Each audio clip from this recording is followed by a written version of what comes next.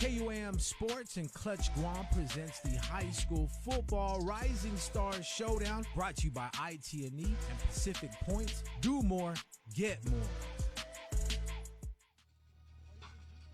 Hafa and good evening, sports fans on Guam, watching us all over the world on Facebook Live right now. You are watching the Rising Stars Showdown, brought to you by KUAM Sports, Clutch Guam, IT&E, and Pacific Points. I'm Jason Salas alongside my broadcast partner, Dave Delgado. And Dave, we have an amazing opportunity tonight seeing players from all over Guam. Basically had a lot of their experience, what the reps they would have been able to get here on the gridiron at some very, very hallowed ground here at the George Washington Geckos Field in Manila, but a golden opportunity for these young athletes to really learn how to play the game of football. Yeah, and for this game, we really want to give the younger players a chance, an extra chance to step back onto the field.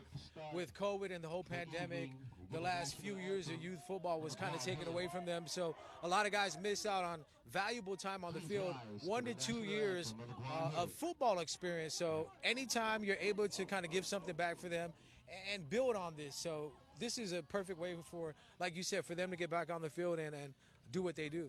We are featuring the high school football stars of tomorrow right now. You are going to see some of the most amazing talent, offense, defense, special teams, and these players right here, these young student athletes, these forging their own legend in the history of Guam sports.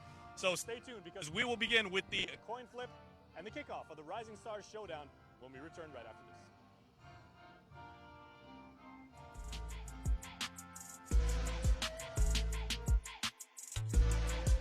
KUAM Sports and Clutch Guam presents the High School Football Rising Stars Showdown, brought to you by IT&E and Pacific Points. Do more, get more.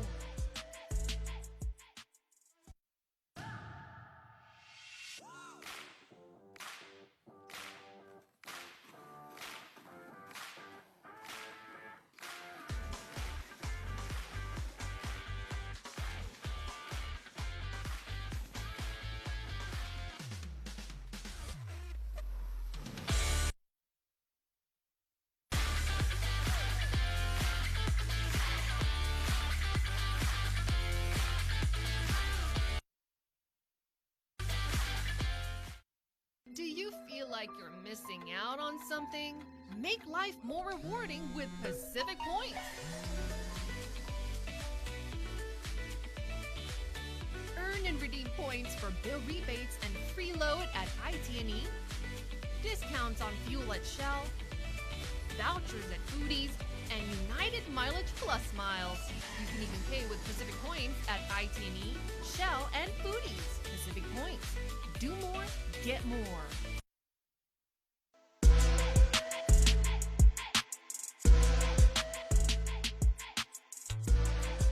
KUAM Sports and Clutch Guam presents the High School Football Rising Stars Showdown, brought to you by IT&E and Pacific Points. Do more, get more.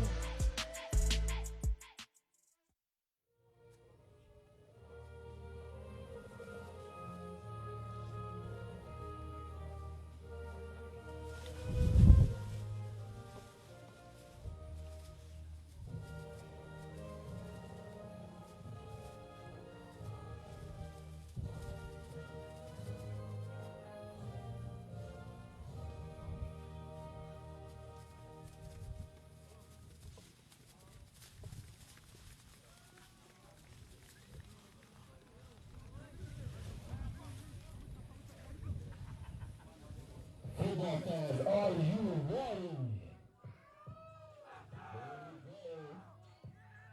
Rising Star Showdown. Pheroms versus Thrashers. This event is hosted by Clutch Guam, KUAM Sports, and brought to you by IT&E and Pacific Points. Do more, get more.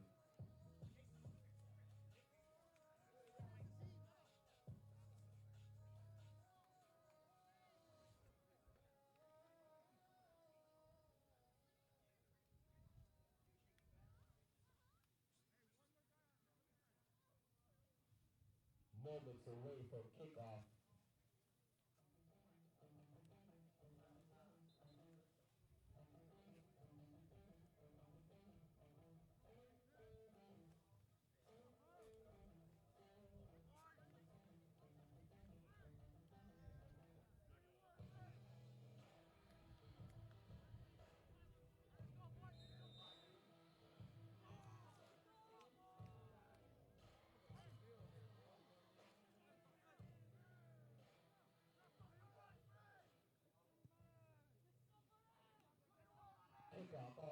Soleil.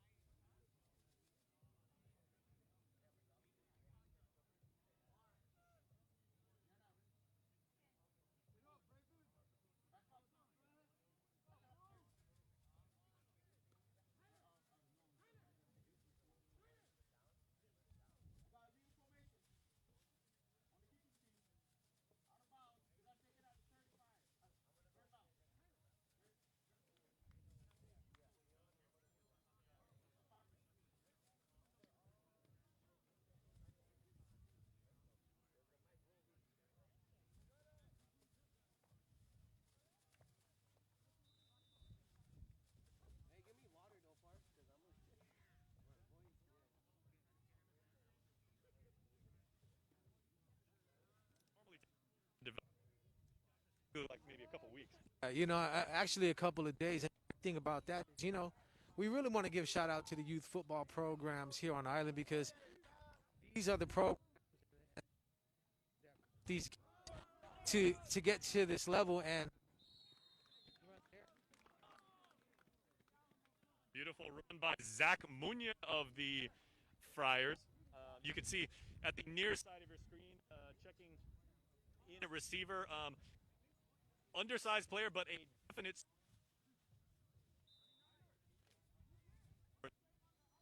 Friars. The Guam and Guam sports.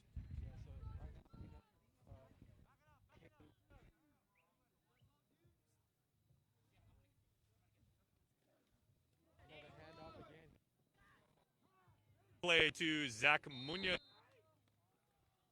of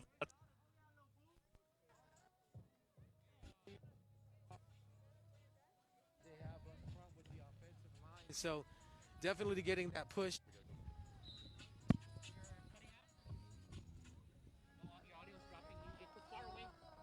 So 2 plays already, and let's move the chains for the Phenom squad. Dave, on the Thrasher side, lots and lots of teal and white. So Southern High, they had a historic season this year, a good showing for the Dolphins. Yeah, and talking to Coach Jonas, this was a 4-year program. So the kids that he had at Southern High, 4 years in the making, and it showed. I mean, this is the first year that they've placed in high school football, taking third, beating the GW Geckos in the Constellation game. But I mean, it just shows once you have a staff and everybody's committed and you're able to work with these young athletes that you build your program. And Southern High is definitely looking to build on what they accomplished this season. So 3 straight plays, already a first down. And the Phenom squad looking pretty good as far as their offensive unit. Not going to the air just yet. 3 plays, 3 straight runs. Averaging about 5.5 yards per offensive play. And very nice play, and bootleg is going to go all the way into the end zone. Touchdown, Phenoms, 6-0, just like that. What a bootleg, running to the strong side, scampering into the end zone, and just like that, 4 plays in, the Phenoms are now on the board, and they strike first blood. Phenoms up 6-0 here early in the first quarter. Well, I mean, when you have a line as big as they do, they get that push up front, they seal the edge, the quarterback's able to get to the outside and right into the end zone for a touchdown. And that was Strides in the building.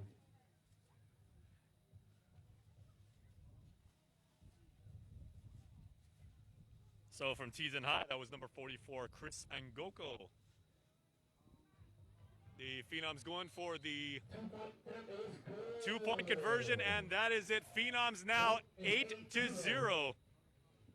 And just like that, Dave Delgado, the Phenoms living up to their namesake, striking first and striking fast. 8 points already on the board. So now, would you say pressure on the Thrashers to come back? The Thrashers are no pushover themselves. They have a lot of talent. They also have a lot of size. Yeah, well, you're going to see a lot of skill position players on their offensive side. Trey Bloss from JFK is going to be lining up under center. So excited to see how they bounce back. I mean, you know, anytime you're able to score on your first drive, that's a positive. Yep.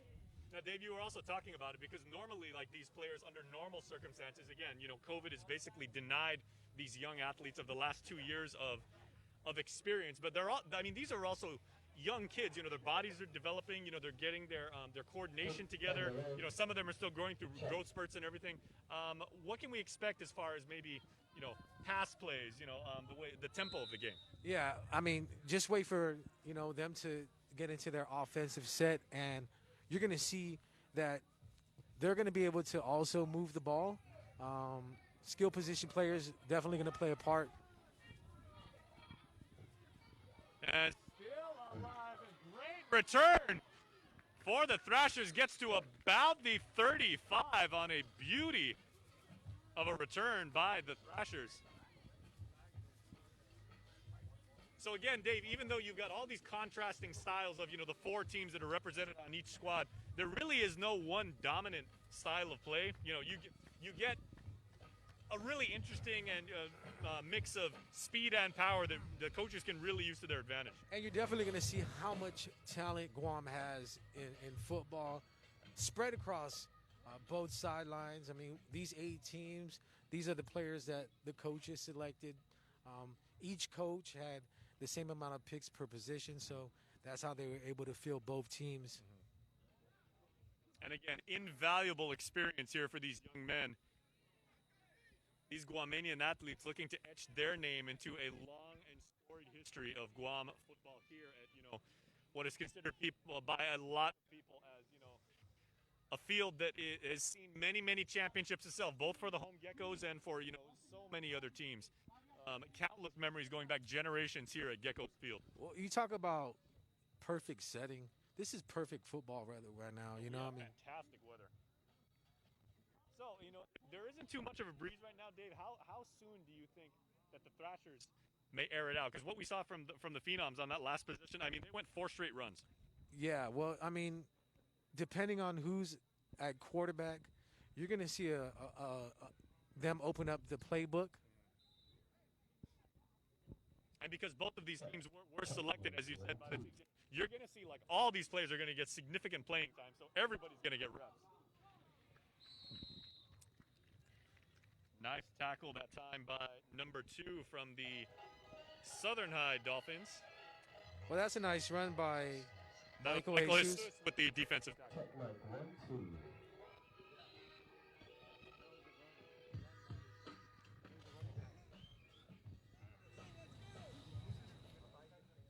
Beg your pardon. Good run by Jesus. So it seems like I'm rusty too after 2 years trying to get back into the groove of things. Hopefully we'll have things worked out by halftime.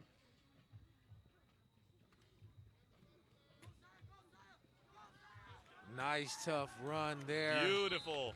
Able to bounce it to the outside.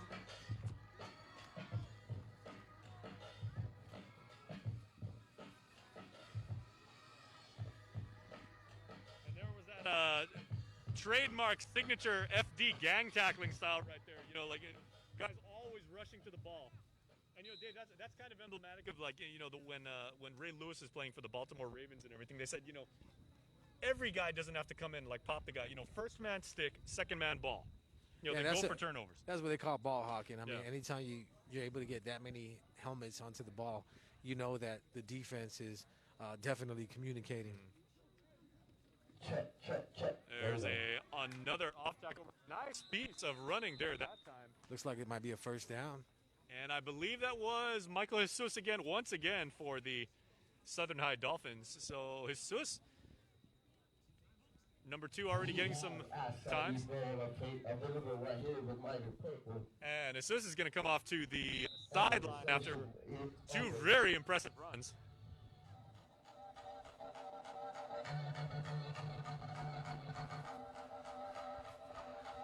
(8-0) again your score. We have the Thrashers versus the Phenoms. Thrashers have the ball now. If you're just watching our live stream, it was the Phenom squad using 4 straight running plays and then a quarterback bootleg. Got the Phenoms into the end zone, and just into the game is one of the big boys from JFK. That was big number 8. Dave, we're going to see a lot of this young man from the Thrashers. Jermaine Molo, he's going to be a force to be reckoned with in high school football. He's only a sophomore, but man, just looking at him, he's built. He's built for football. The interesting thing is, like you can really tell, like these young men, like are truly, a year or 2 ago, these guys were still in middle school. These guys were in the 8th grade. A lot of these players are going up to people, omning it, like omning the coaches. A couple guys went up to you. They remember you from, from youth football and saying, "Hey, what's up, coach?" And it's just good to see these guys back in action. Yep. I mean, and Coach Alan Blend over for the JFK Islanders, a legend at my alma mater from Simon Sanchez, doing good things with the JFK program for the green and gold.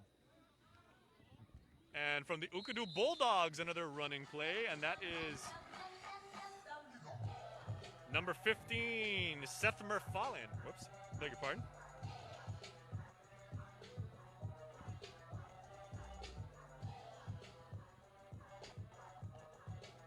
So the Ukadu squad, there are,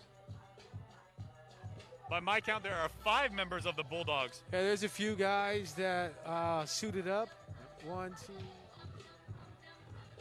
If you're watching at home, the light jerseys are for the Thrashers. The home dark jerseys are for the Phenoms. Again, the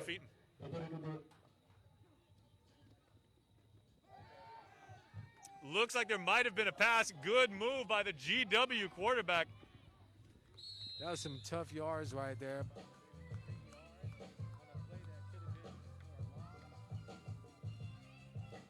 So that was Richard Leon Guerrero, the second from the GW Geckos. He didn't have to travel too far here. He's playing on his home turf.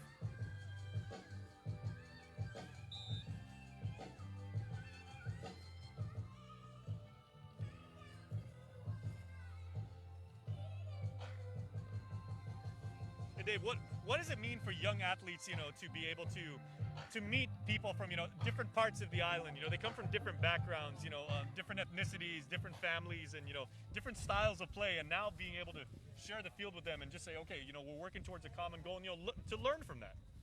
I think the main thing for a lot of these guys are really getting to know their opponents. I mean, this is a league where growing up playing against each other, like you said, I mean, from the youth side to now high school, but being able to team up as teammates, I think that right there is an experience within itself. And, after the game, they're going to be able to sit and talk about how great the game was as teammates rather than opponents.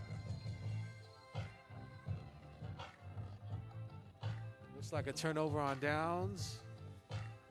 Having to punt, Thrashers. So on the touchback, we are going to take this to the Phenoms' own 20, as the Phenoms have been off the field for a little bit, but they look really, really good last time we saw them.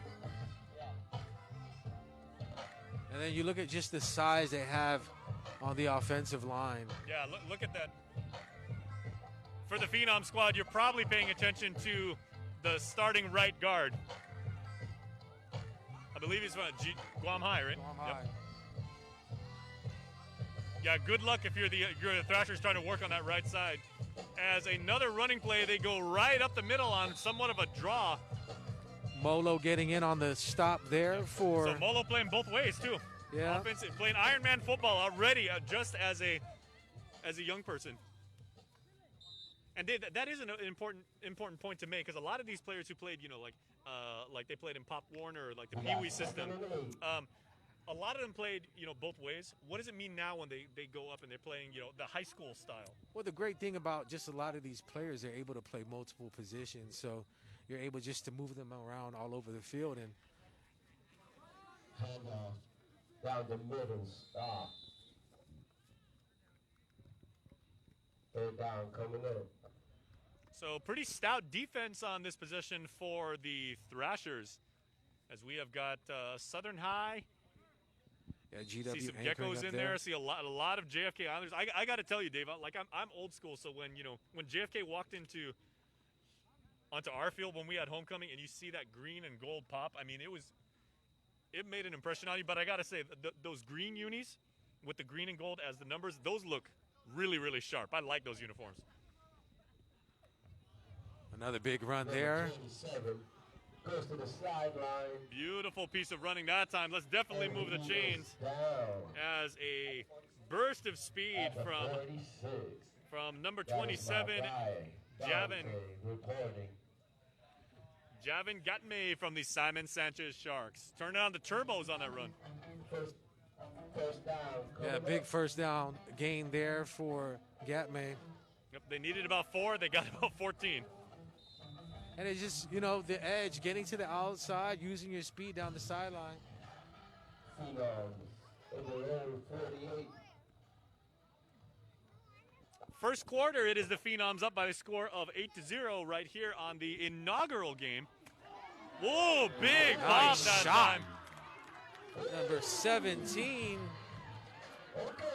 Ethan Guerrero out of Southern High, laying that wood. And I guess we are not waiting until, the teams aren't trying to feel each other out, aren't getting warmed up.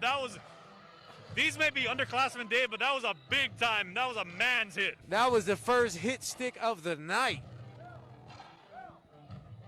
And again, one thing you see, all of these players from different parts of the island, different schools and everything, they all congratulated each other. And just looking around Game knows game. at the sideline, we got a lot of kids that hung around after the youth football clinic we held this afternoon. And, them just sticking around, watching the older guys and learning a thing or two. Second down. Oh, and somebody jumped, and I think we're going to have, I think that's going to be offsides on offense or defense. Looks like it might be false start on the offense.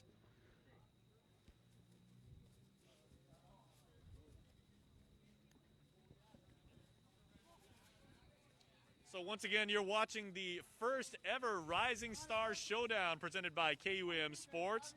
Clutch Guam, ITNE, and Pacific Points. I'm Jason Salas along with Dave Delgado. So proud to be bringing you this live sporting event right here on KUAM TV8 and on Facebook Live. Hafa and Happy New Year to all of you watching all over the world on Facebook as the Phenoms drew first blood on their very first possession. They are up by the score of 8-0 and threatening again. As a good little piece of running there, And what a way to start 2022. A live event, high school football, Rising Stars, getting some attention drawn to these young players that are going to be the future of their high school program. and you were talking, Dave, about what a historic year this was for Southern High when it came to football. Also, you do not want to sleep on the Teton High Titans. They have got some big things ahead of them. They've got a bright future. Yeah, and I think it's just a matter of getting these guys back situated, like you said, no youth football, getting them acclimated to just that whole football mentality, and this is definitely going to be something that these guys are going to look forward to the next season. Beautiful run. Now, offensive line just the Red Seas parted on that right side of the offensive line. Very nicely done by a O-line that has got a lot of size, Dave Delgado. Another first down, moving the chains. Dave, when you're that young, when you're like a 14, 15, 16-year-old kid, just learning the game, you might have even played for like a few years. What is the most difficult skill to try and to try and really get underneath your belt when you're young and you're still developing? Well, I think the main thing is just tempo of the game, physicality. Conditioning. In the regular season, you're facing guys that are juniors and seniors, and you know, there's some guys that really take working out and prepping and off season and just getting ready for a football season. These guys are the ones that are hopefully going to be able to continue playing maybe at the collegiate level. I mean, nowadays we see more and more of our Guam kids able to play collegiately at multiple sports because of opportunities and academics. Okay, so that's going to do it for the first quarter, everybody. The Phenoms are up by the score of 8-0, so stay tuned. We will be back for quarter number 2 with the Rising Stars Showdown, presented by KUM Sports. Clutch Guam, ITNE, and Pacific Points returns right after this. Please stay tuned. We are back in a moment with the second quarter.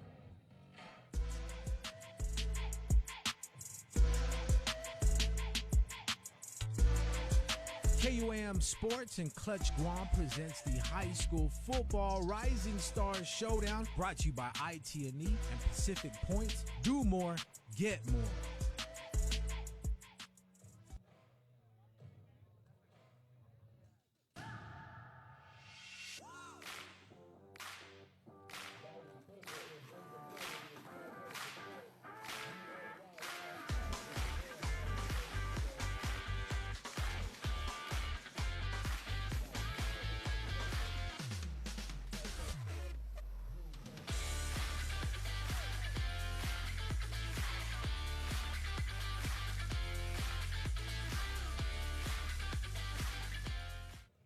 Do you feel like you're missing out on something?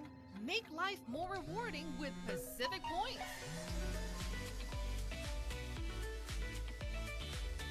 Earn and redeem points for bill rebates and free load at ITNE, discounts on fuel at Shell, vouchers at Foodies, and United Mileage Plus miles.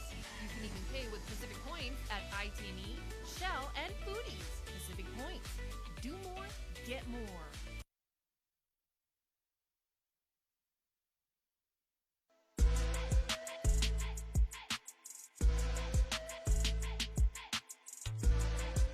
KUAM Sports and Clutch Guam presents the High School Football Rising Stars Showdown, brought to you by ITNE and Pacific Points. Do more, get more. One in the history books. Here we are, second quarter already underway at the inaugural Rising Stars Showdown. Welcome back, everybody. The Phenoms up by the score of 8-0 as their offense and defense has looked pretty good, but the Thrashers, you know, really showing that they've got solid defense and very good special teams. That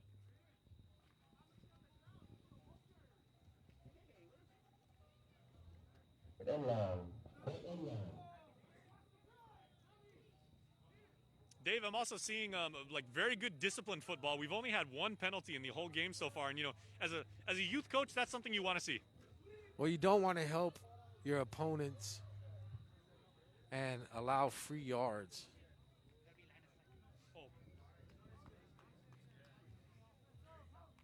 So the sweep play,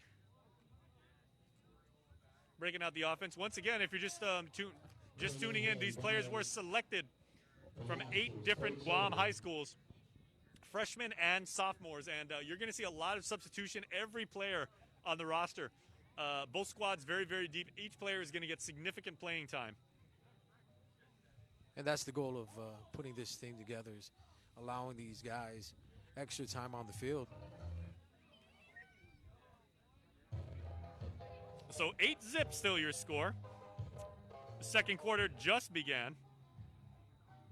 In hopefully what is going to be a new Guam sports tradition featuring underclassmen and players still trying to prove themselves, still learning the game of football, but you know, gaining experience that Dave is really invaluable. And talking with some coaches, allowing these players to play with their peers to see where they are rather than playing against juniors and seniors. Southern High. Beautiful running, still on his feet, and once again. Oh, but Bob. Big run. And Dave, do we have our game's first turnover? I believe we do, because beautiful running there.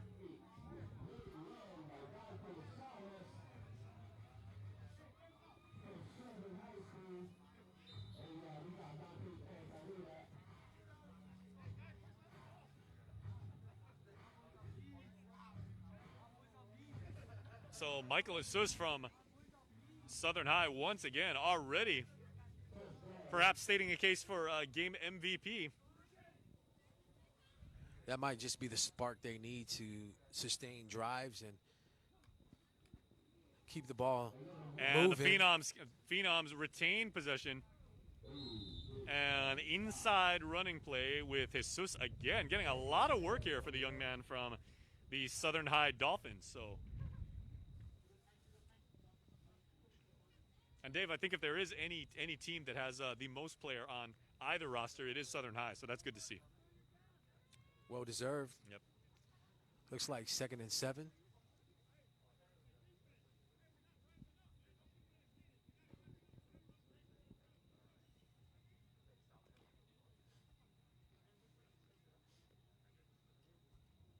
So once again, if you're wondering what teams make up the different rosters, the Thrashers are on offense right now, and the Thrashers consist of players from Southern High. And our first pass goes way downfield. Beautifully done.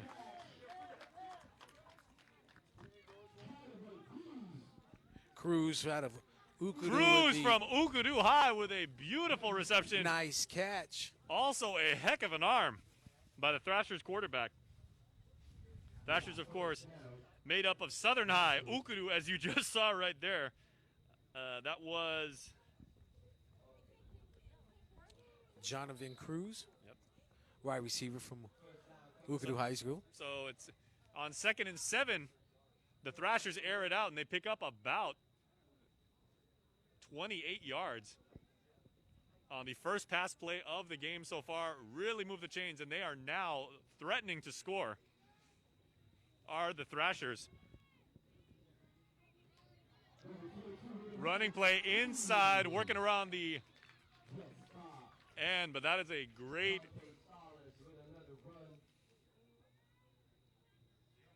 Southern High's Dante Salas with the short run.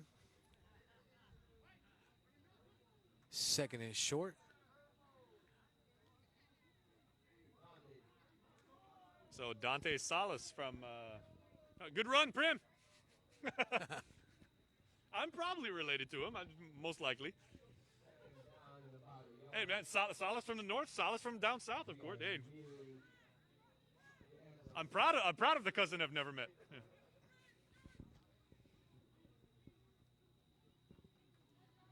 Thrashers threatening to score and in, and that was his Southern High teammate Michael Jesus in for the touchdown.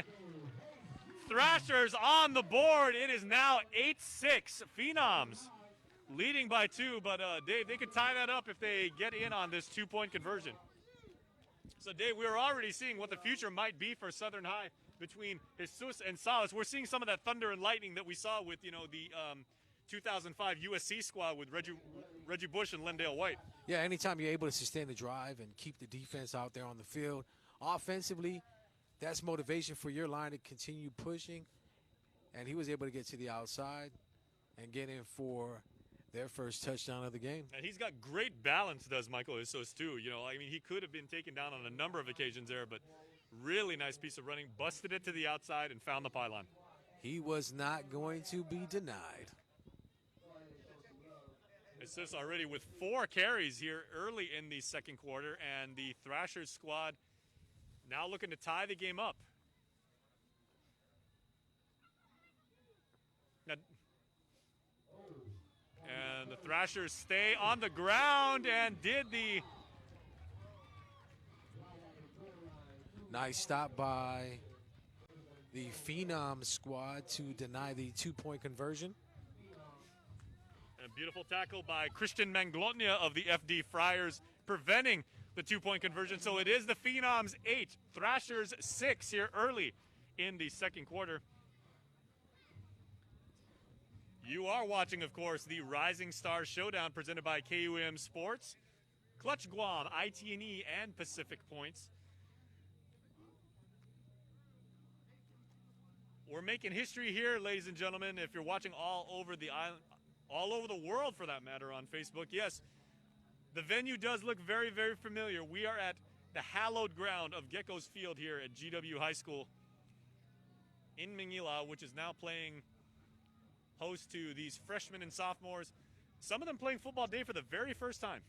Yeah, you know, talking to some of the players, the whole pandemic situation, taking away youth football, and talking to Alan Bland earlier, how the Guam National Youth Football Federation prepares these young guys to play at the high school level is something that they continue to work on, and it's going to show tonight when these guys on primetime TV. Not a bad way to spend a Sunday evening, I must say.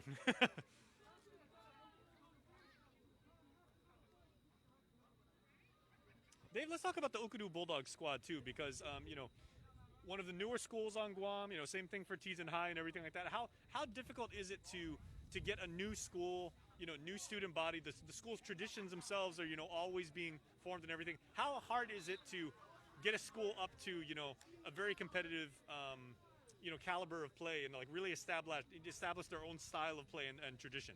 Well, I think that's one of the hardest things up north. I mean, when you have several high schools, you have Ukudu, Sanchez, JFK, and Teason up there. You're spreading the talent of athletes throughout all those different high schools. So, yeah, I mean, building your program, keeping your kids there, and making sure that they're able to stay in the program. And that's the main thing is, you know, a lot of times at the high school level, some of the coaches, they don't get on board for 4 years. It might be 1 year, and then you have to reapply for the position.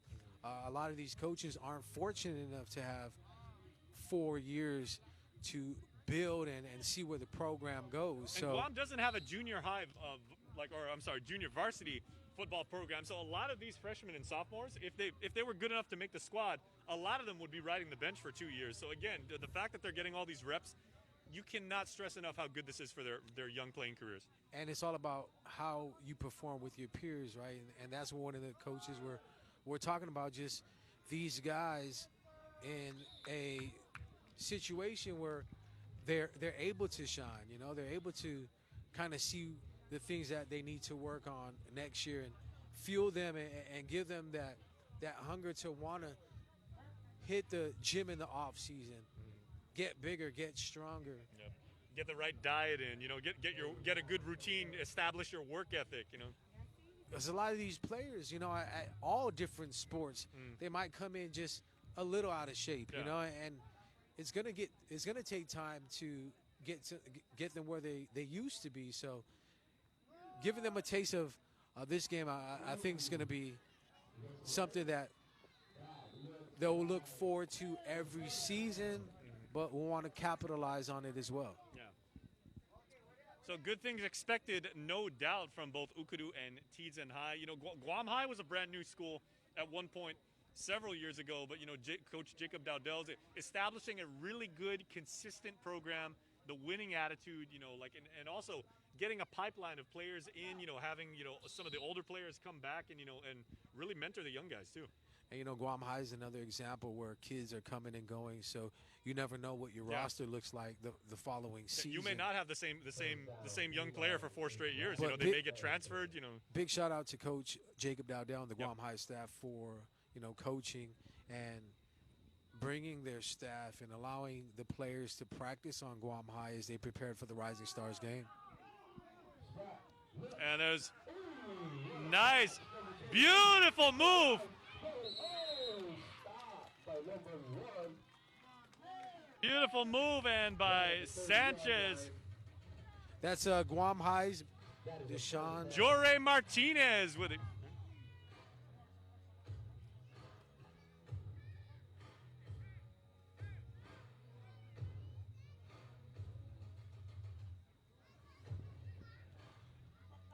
So nicely done in the first offensive, or the first pass play for the offense, I should say. First and 10. Phenoms on Thrashers, 29-yard line. And the Phenoms team seems to be a little bit, there's a lot of Guam High Panthers on the squad, Dave, so that, let's go see if some of the familiarity and the chemistry from We got a timeout. Timeout called by the Thrashers. that not-so-little school up in the Gannett Heights, if that pays off. You know, we were talking about Coach Jacob Dowdell, speaking of the Guam High Panthers, and you also know what he does in the offseason. He also mentors young boys here on the island. He has a clinic and a workshop that he holds where he teaches young men how to tie ties and how to be smart with your money. He teaches them financial planning and financial management. Again, really, really good. He does that out of the kindness of his own heart, teaching these young men to be good, respectful, you know, young citizens and everything. So he's a great teacher. Yeah, you know, it's a complete package when you talk about a student athlete, right? So in order for these guys to get to the next level, academics have to be a big thing, and how you carry yourself, character. Coaches look at all that when you're trying to be recruited and looked at the collegiate level. So it's great to see Coach Dowdell do something like that for these young guys. And also helping not just the Guam High kids, but, you know, players from all over the island, regardless of the school. You know, if you do have a dream, like you want to take your game and play at the next level, you know, there are workshops, there are clinics, there are camps that he has actually put together, and, you know, all different coaches, like from all over the island, all contributing and everything to really give Guam athletes a chance to make it. Well, you know, Coach Dowdell has the Guam Grind that they hold at Guam High School on Saturday mornings. Yep. It's open to any high school football player that wants to go out there and get extra work. Mm-hmm. So, and as a result of that, like you even reported a couple weeks ago, like Guam's first athlete to make it to D1, or first Chamorro, right? Yeah. So DeAndre Cruz, former FD Friar. Cruz, growing up in the Guam National Youth Football Federation system, or youth football in general here on island, first homegrown Chamorro athlete to earn a D1 scholarship to play at Stony Brook University in New York. So, perfect example, a guy that grew up in the system, stayed with it, continued to put in the work, family support. And he has not had an easy road, because he of course he's had injuries, he's had to rehab, he's had to go through, was it junior college or Division II?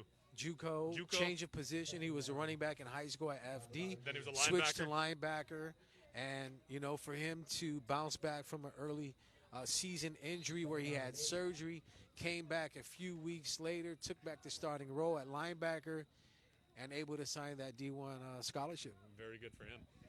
And I believe the first player that actually played Division I, former FD Friar, also Brandon Knapp. Yes, played sir. for San Jose State. He played tight end. Several Guam boys actually went out to see him when San Jose State played in Hawaii, and that was an amazing moment just to see a Guam kid suit up in a Division I uniform. But as for these young men, the Phenoms working on a sweep to the outside, not going down is the Phenoms player. Phenoms nursing a 2-point lead by the score of 8-6. It was the Phenoms on their very first offensive possession, going 4 straight running plays, getting into the end zone, and then on the last possession, the Thrashers team, behind the power running of Michael Jesus and Dante Salas, both from Southern High, willing their team into the end zone. Looks like the Thrashers defense able to hold and not allow the Phenoms to get the first down, 3rd and short. Number 22 is Jorge Martinez with a run.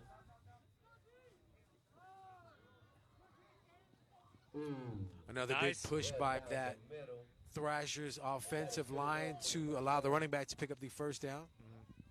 Phenoms moves on. And if you're wondering about some of the height disparity, remember, everybody, these are, 15 and 16-year-old, kids, still learning the game. Many of them who have played in the Guam Youth Football Federation, have some of them, 6, 7, 8 years of experience underneath their belt. But, they are, you see some of the offensive linemen, they look to be like what, or already like maybe 5'9", 5'10". Some of these other receivers are, like about 5'3", 5'4".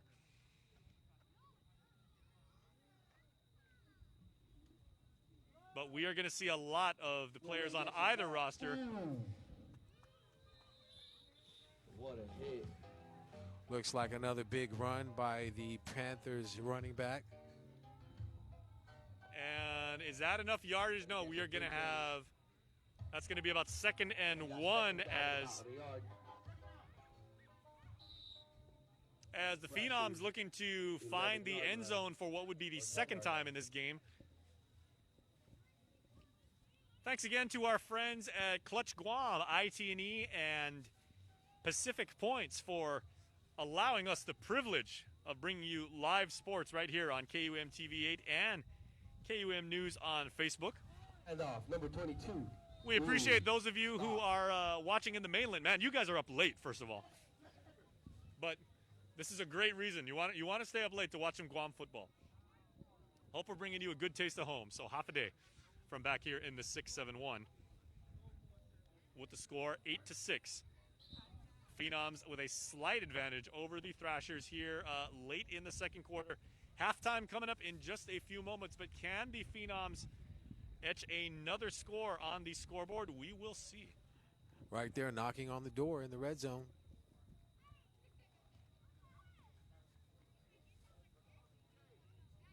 So Dave, if you're a young offensive player, say like you're a wide receiver and you're this age, what is the hardest skill to develop, to master, and everything? And conversely, what if you're a DB?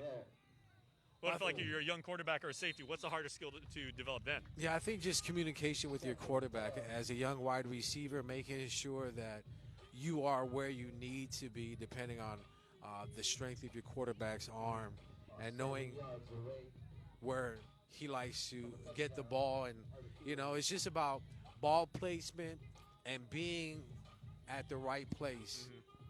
Yeah, I am totally in awe of these student athletes here. I mean, when I was this age, I could barely walk down the street without tripping over my own feet, much less, you know, put on full pads and play full speed, full contact in front of your family and friends here and basically on Facebook for the entire world to watch. So an unbelievable opportunity. We can't say that enough. Number 22. Ooh, breaks a tackle and another one. Phenoms. Stop short. Oh, they took the Thrashers definitely just but they are looking going to to have enough for the hold. first down, I believe.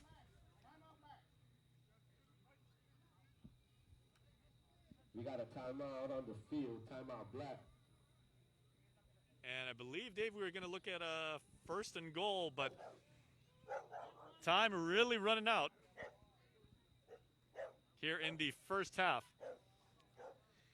And can they hold? Is there enough left in the tank to keep them out of the end zone? There's another good point. Like, what does it mean to be a young athlete and be able to, you know, conserve your energy and, you know, have the conditioning to play, you know, 4 quarters at this age?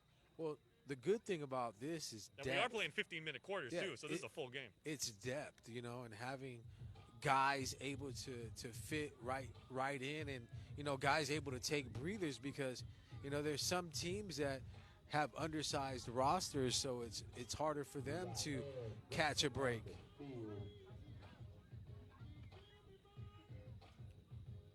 And the great thing about this is the guys having fun. That's what it really comes down to. Exactly. Have fun, get an extra game under your belt. And these guys may be sharing the field right now as teammates, but certainly for the next 2 or 3 years, these guys are going to be meeting at least twice a year in the ISA Football League. Yeah, and you talk about experience, right? I mean, just this one game can go a long way for a lot of these players. So here we go. Yards away from the end zone. 1st and goal. The Third down. Phenoms threatening. Ball on the 3, but time running out. They need to punch it in to get another score. They're up 8-6. Hand off. Ooh, Kyle. Little bit of a drop play, but nothing doing. Very, very patient, disciplined defense by the Thrashers. So 4th and goal. Fresh stop by the Thrashers.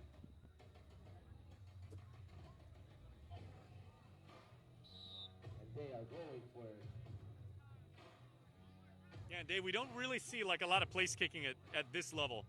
So with 4th and goal, now a ball on about the 4 or 5. It looks like the Phenoms going to try and punch one in. Score is 8-6. Yeah, pinning them this deep in their own territory with very little left on the clock, I'd go with it. I'd go with the fourth down attempt. Phenoms going around the side. And we are in. So there we are. The Phenoms now on punches another touchdown in, up by the score of 14-6. Tacking 6 more points on the board. Well done, beautifully executed as the Phenoms trying to head into halftime with what could possibly be, Dave, a 10-point lead with a 2-point conversion coming right up. So Phenoms up 14-6. And he goes to Simon Sanchez. Phenoms look like they're going for 2.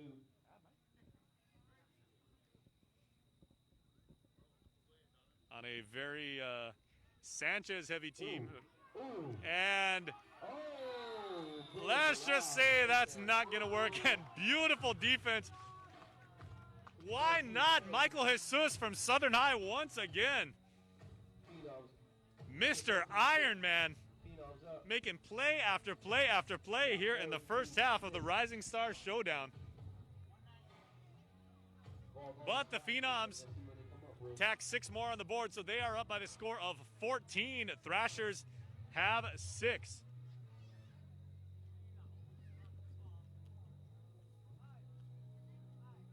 Thrashers may be hoping for big kickoff return. Maybe someone trying to channel his inner Devin Hester, take it all the way. Devin Hester probably, I would say, going to the Hall of Fame this year.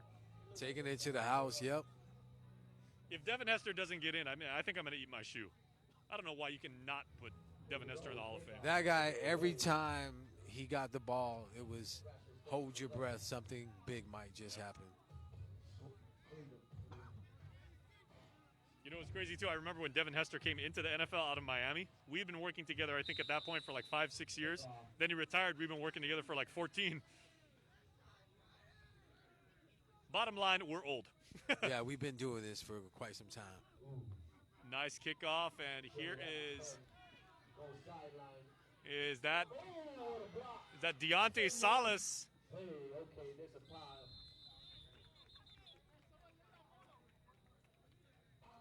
Ball is Thrashers in their own 20.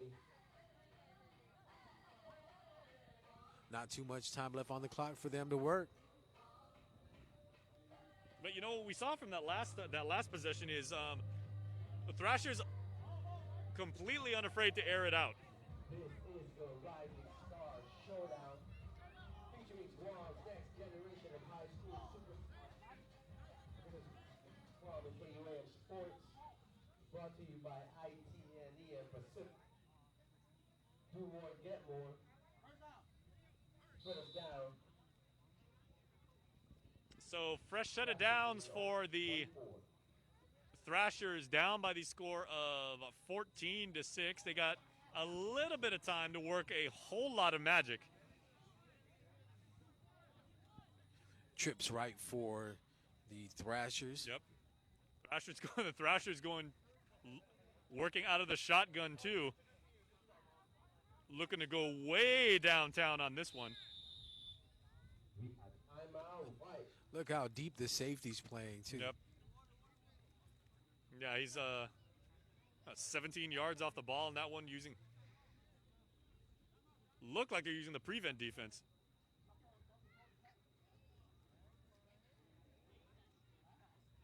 Hey, you know what? Everybody in football has been saying it, Dave, as we take like a timeout as the Thrashers trying to put at least one more play together. But everyone in football broadcasting has been saying it, and we want to say it too. Rest in peace, John Madden. A inspiration to us all that have dreamed about doing this, what we're doing right now, you know, for a living, for fun, for work. Really affected each and every one of us, whether you're behind the mic, whether you're out there on the field, in a very profound way. Man, he changed the game. I mean, everybody's played Madden football. Yep. Guys in the NFL get kind of bothered by their rankings and, you know, how the system is. But why was my speed only 92? Exactly. And I saw a social media post that one way one of these guys had to, remember him was to beat his opponent by 30, 40 points.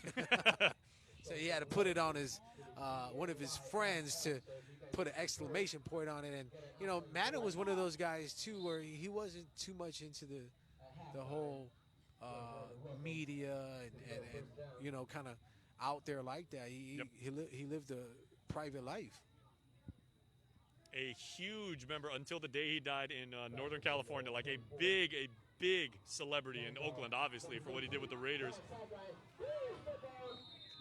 Good tackling, nice run by number 13 from the Ukuru Bulldogs. Dave, what was your favorite version of Madden, the football games? Because I like Madden 98, the one that had Eddie George on the cover, and Madden 2001 when he had Dante Culpepper on the cover. There were so many great ones, but that's when the artificial intelligence first kicked in, so the opponents got a lot better as you got better. And then it was the whole Madden curse thing where guys didn't want to be on the cover.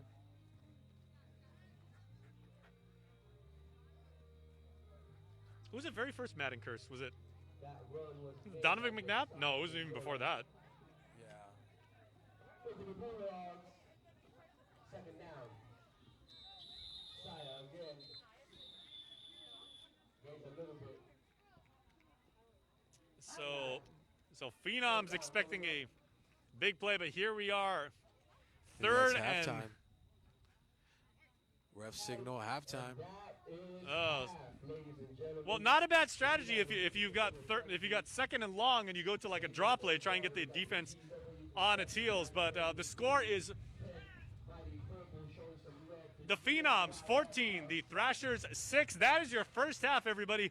Please stay tuned because the very first inaugural Rising Stars Showdown presented by KUM Sports, Clutch Guam, IT&E, and Pacific Points. We've got the second half coming up when we return. So we got more Guam football for you on KUM TV 8 and Facebook Live when we return after this.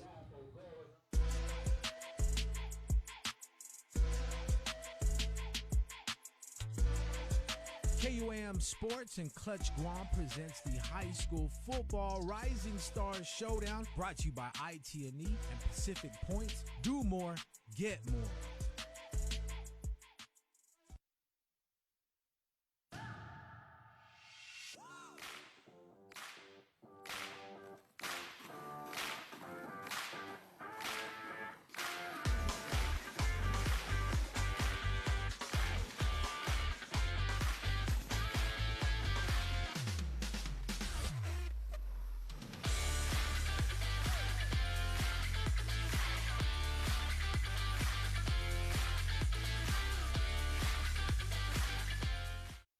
Do you feel like you're missing out on something?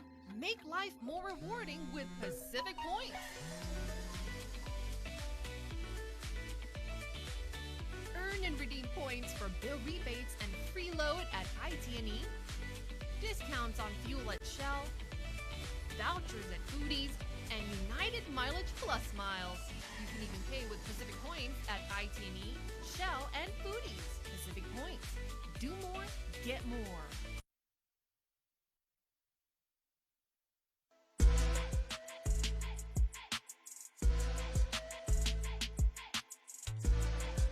KUAM Sports and Clutch Guam presents the High School Football Rising Stars Showdown, brought to you by IT&E and Pacific Points. Do more, get more.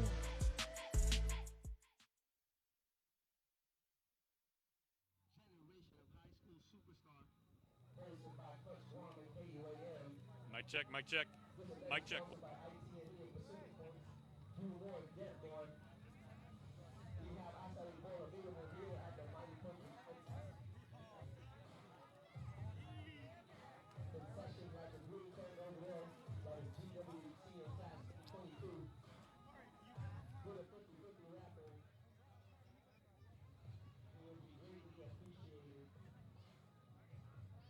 Everybody, welcome back. Jason and Dave here. Halftime at the Rising Stars Showdown, presented, of course, by KUM, Clutch Guam, IT&E, and Pacific Points. Dave, the Phenoms up by the score of 14-6. What are some of your takeaways from the first half?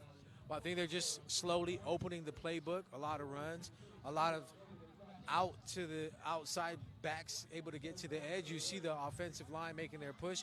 I think next half you're going to see a lot more passing. Now, you are an offensive guy. You know, you always stand up for your running backs and everything. Really impressive plays by both Michael Asus, as we've said, called his name a bunch of times, and Dante Salas, both from Southern High. Now, what about the defense? So we've seen some guys really bring the wood so far in the first half. Yeah, I saw one big hit. Look for other players to step up, but a lot of hard running. Like you said, I'm a running backs guy, and I love seeing guys really tuck that ball and absorb the hit and keep picking up yards. The sweep seemed to work. Like when the teams really try and take it outside, you know, you get those big linemen, you know, give them a little bit of room to run, and, you know, these guys are really developing their games. I've been impressed with what I've seen. Yeah, I just can't wait to see a little bit more passing and a lot more rotation. You're going to see more guys get in and more guys taking advantage of their opportunities. Yep, so again, so really good offensive plays by Southern High, really good defensive stops so far by both players from Guam High, FD, and Sanchez. You can expect to see a lot more of that, and amazing reception so far by Ukadu High. The Rising Stars, man, I mean, perfect opportunities for these guys to suit up again and give them something to go home and talk about. And these are young guys with a lot of energy, so this isn't the NFL. We're not going to take 2 hours off for the halftime show. We are coming right back right after this, so stay tuned, everybody. Second half coming right up on the Rising Stars Showdown right here on KUAM.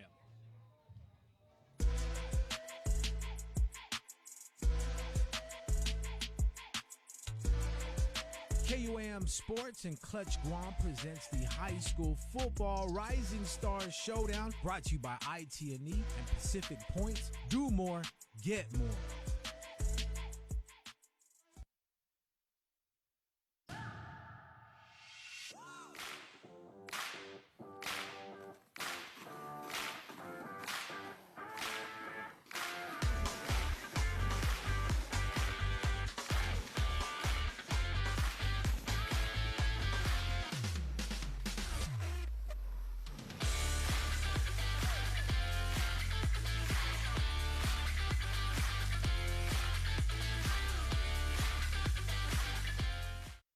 Do you feel like you're missing out on something?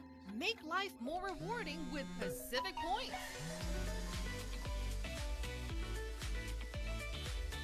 Earn and redeem points for bill rebates and free load at IT&E, discounts on fuel at Shell, vouchers at Foodies, and United Mileage Plus miles. You can even pay with Pacific Points at IT&E, Shell, and Foodies. Pacific Points. Do more, get more.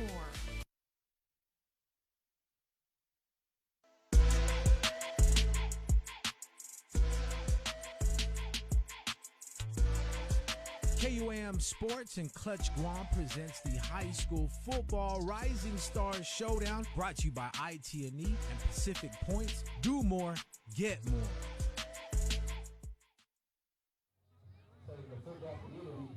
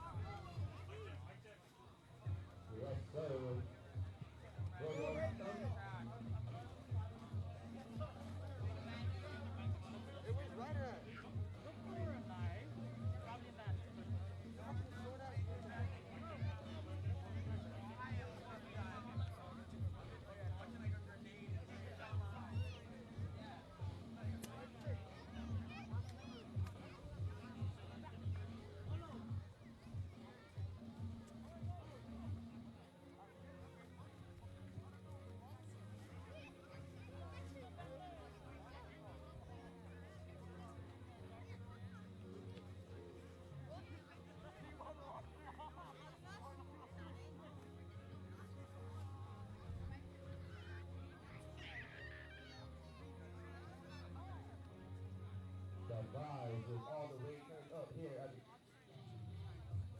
Rising Star Showdown presented to you by Clutch Guam and KUAM. This will not happen without the help of ITNE and Pacific Point. Do more, get more. Again, if we can show some love for that, the 2022 concessions at the Green Tent, it will be greatly appreciated. Mighty Purple will work for GNYFF in the youth.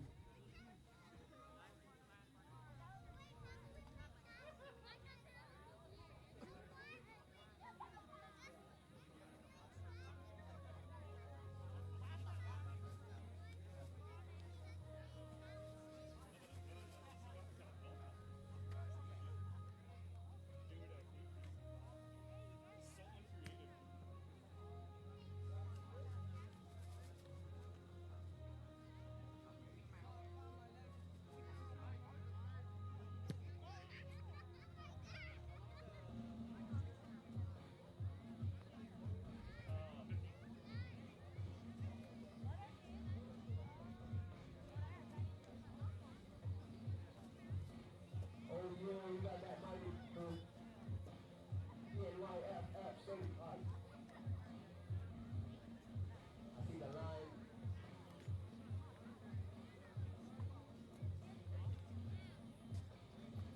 My bro, what is your name, young man? What school you going for? He said Southern High. Are you having moments? Good.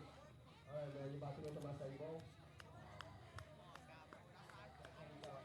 Oh, you can't eat that right now. Alright, man, have fun, dude. Alright, see you later.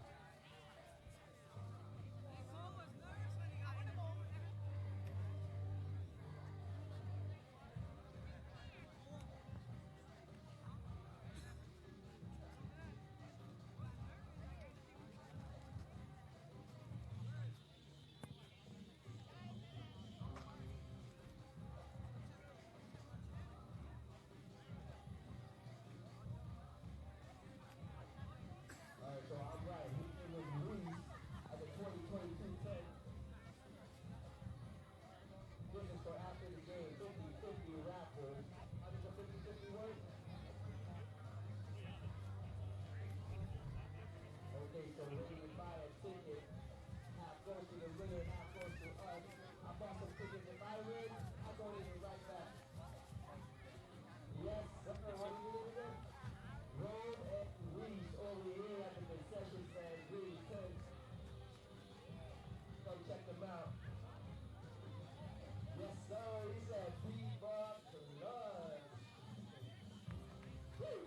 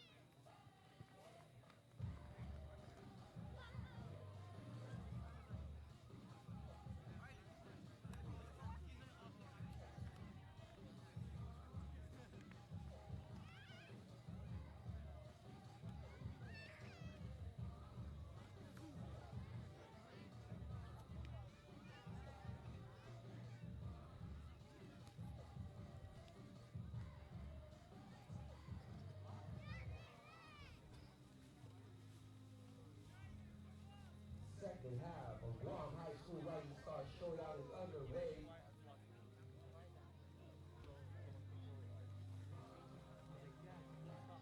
We still got time to get some Acai Bowl over in the Mighty Person 10. That is to support the CNYFF. Shout out Roki. He's a roll over at the GW station. Selling half and half tickets. I serve drinks. We're coming these out right now. Go ahead, give them a shout out.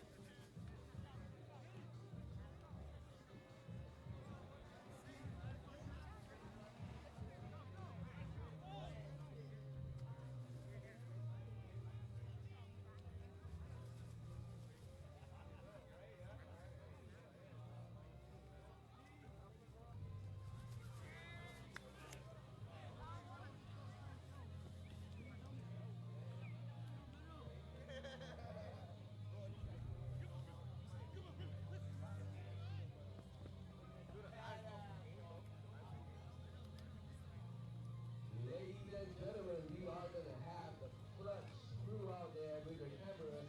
So if you get in trouble, tell me. Go ahead and show how many spirit and smile. Put in. That young handsome man, his name is Swag.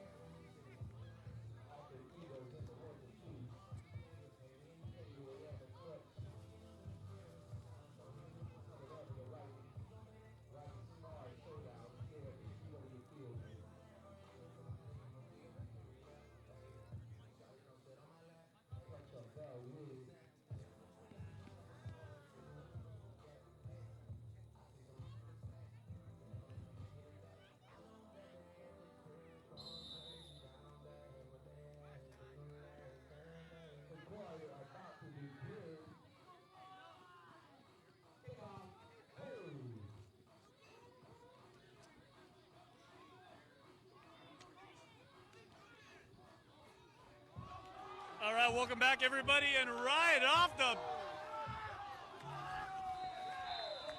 We wasted no time giving you top action. Kickoff of the second half. Taken about 35 yards, and 35 yards definitely earned. And that was the Threshers' Brett Ignacio from Ukudu High School. Brian Ignacio, beg your pardon. You can see why Ukudu Dave has speed. They got that great track. Players stepping up, putting his name in the books.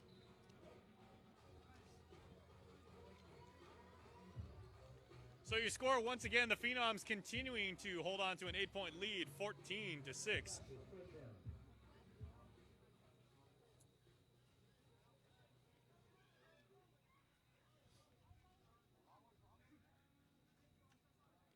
Thrashers get the ball and working on the direct snap to Michael Jesus.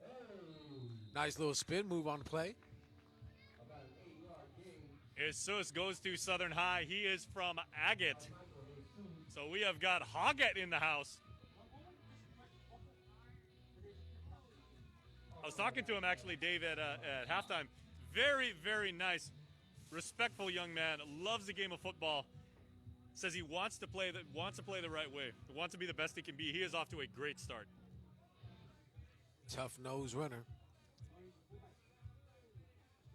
And I think the Dolphins have a bright future in young number 2.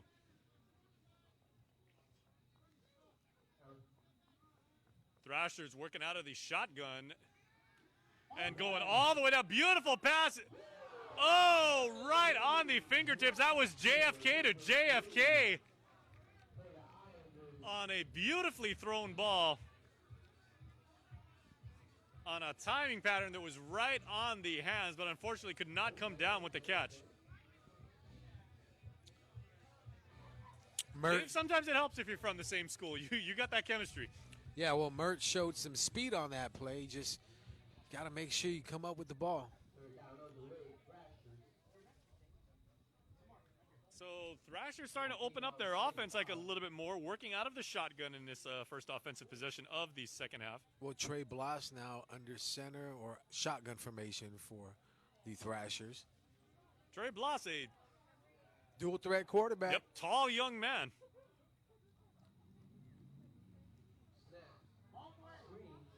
Nice screen. And going to be driven back. Now, and just like that, you see the passing starting to open up for the Thrashers. Now, Dave, would you say, because you said, Trey Bloss, a dual threat quarterback, his game's like a little bit like Josh Allen of the Buffalo Bills? Well, yeah, he's one of those guys that can pick up yards with his legs, but I mean, you talk about pure arm strength and pure arm talent. Yeah, you saw it on that one pass. He's definitely has that. Now, would you say he's the kind of guy that you can design set run plays for, or if, like when the pocket breaks down and everything, like, just almost like Will Williams of the FD Friars many years ago, just let him dance and let him do his thing? Yeah, I think off the fly, everything's open for him. And there is Bloss, and the pocket does break down, and Bloss is taken down, but looks like might be a horse collar. Yep. Yeah, yellow flag on the play, but nice chase down tackle nonetheless. But yeah, one of the things that the youngsters have to realize, horse tackles, it's a violation for a reason. You can really hurt somebody if you do it.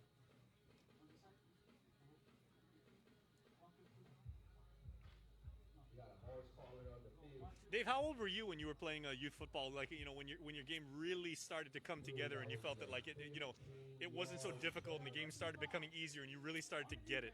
Well, that was one of the things is for me, I wasn't able to start football at a young age. I played flag football when I was in elementary in California, but as far as real high school, real legit youth football playing, I played 1 year with the Angels with Melker and all the guys there. But other than that, man, I wish that I was able to play football at a younger age.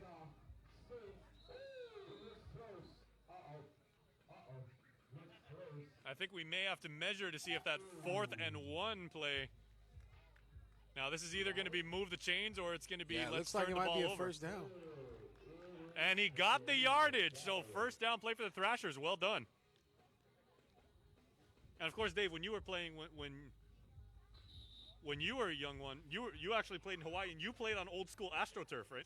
Yeah, so yeah, How was that to get hit and to get driven down on AstroTurf? Well, turf back in the days wasn't as soft as it is now. That's so synthetic grass. yeah, I mean, you talk about those rug burns and stuff like that. Ooh. That's what it was, and the shoes weren't as nice and comfortable as they are now. So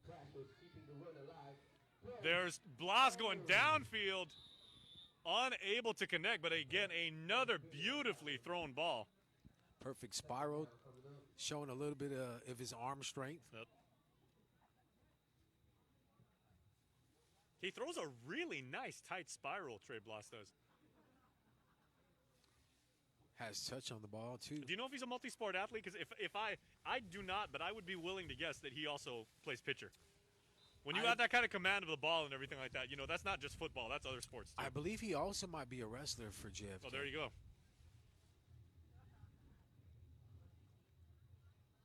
If he's not throwing the football, he's throwing some dude down on the mat. Second and 10. Definitely JFK is going to be very competitive for the foreseeable future with young Mr. Blas under center as he goes again, throwing down, going to the end zone. Unable to make it. Nice. The defense did collapse on that play. Really tight coverage anyway, but the safety came over and helped. That was good defense. Another beautifully thrown ball right there where it had to be, but like you said, defense came up and made a great play. And I hope you guys caught that when you saw on the broadcast and everything, how the safety did come over. That's something that it takes even really natural players years and years to develop, not just playing zone, but helping your guy out and having the instinct to basically say, come all the way over, go sideline to sideline and help out your teammate. That was a beautiful play by the defense. Thrashers. Hey, the Phenoms 30. So your score once again, Phenoms 14. Thrashers, who are challenging, they have 6. Third and 10. Blas once again. Blas completes the ball and breaks away. My bad, guys, a basketball thing. Number 36 with the catch. 36 for the Ukadu Bulldogs. Isaiah Charfris. There you go. Charfris, and once he found daylight, made a move, and he just took off. And he was one of the players I had on my youth football team the last time we were able to play a season. And undersized player, but speed and hands. And of course, Dave, people have always said, you could be considered maybe an undersized running back, but you always put up for like the little guys. And where you may not have the height, you definitely have the speed and you definitely have the strength. And if you have heart, you can't stop heart. Yeah, always, being an undersized player, it's about work ethic, right? Yeah. You got to put in the work just to be able to be on the field with everybody else. So And those are the dangerous dudes too, because those guys have a chip on their shoulder. yeah, Thrashers with the And that was a beautifully timed pass from Trey Blas to Isaiah Charfris. The first pass completion for Trey Blas in the last 4 attempts, because he's been airing it out now, and now the defense is starting to kind of rock back a little bit. He's giving them something to think about. and the defense has to get used to now this style of play where he's able to drop back, survey the field, and make throws. 26. Phenoms are up. And David, just kind of begs the question, with the Thrashers kind of opening up this offense and being like a little bit more willing to go downfield. We didn't really see this in the first half, of course, because of the dominance of Michael Jesus. Well, now it's going to open up the run now. I mean, when you have your defenders dropping back, you're able to feed the ball. And High formation for the Thrashers right now, but he gives to the big fullback. So again, Islander feeds Islander, and it pays dividends for the Thrashers. Jermaine Molo on the carry. Yep. So we got about third and a very long 9. So this is a key play here early in the third quarter with the Thrashers down by the score of 14-6 in the first ever Rising Stars Showdown brought to you by KUM Sports, Clutch Guam, ITNE, and Pacific Point. Jason Salas and Dave Delgado could not be happier to be right here, right now, and hanging out with you guys wherever you are in the world, joining us on Facebook Live or watching right here at home on KUM TV 8. Doing football for the first time in 2 years, partner. Nice play coming off the edge. Teeds and High is in the house. Titans, where are you? Dave, that could have been Aaron Donald the way he shot in there and just wrapped up Trey Bloss. And as you said, Trey Bloss known for his escapability and his athleticism. He wasn't going anywhere on that one. Yeah, great play by the defense on that one.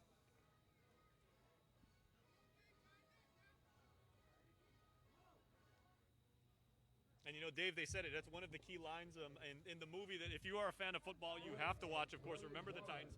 Defense is desire. You have to want it more than the guy who's standing across from you.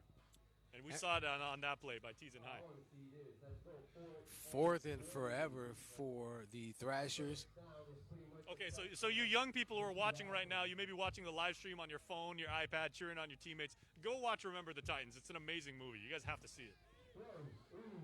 Bloss gets the ball away. Somehow, miraculously, the Thrashers actually gain yards and have what looked to be just a bailout play. They gained 10 yards, but they needed 12, unfortunately. So the ball's going to be turned over on downs. Phenoms coming back on the field. But you know what, Dave? I really did like that offensive set from the Thrashers. I like what I saw. You know, just opening the playbook now, having options.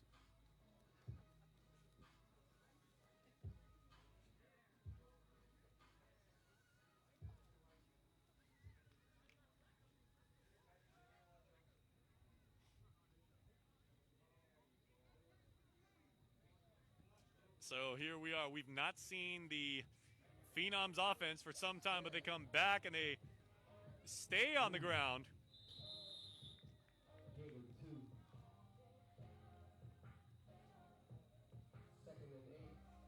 Now, Dave, when I went to Sanchez in the early and mid '90s, right? I went there from '89 to '92.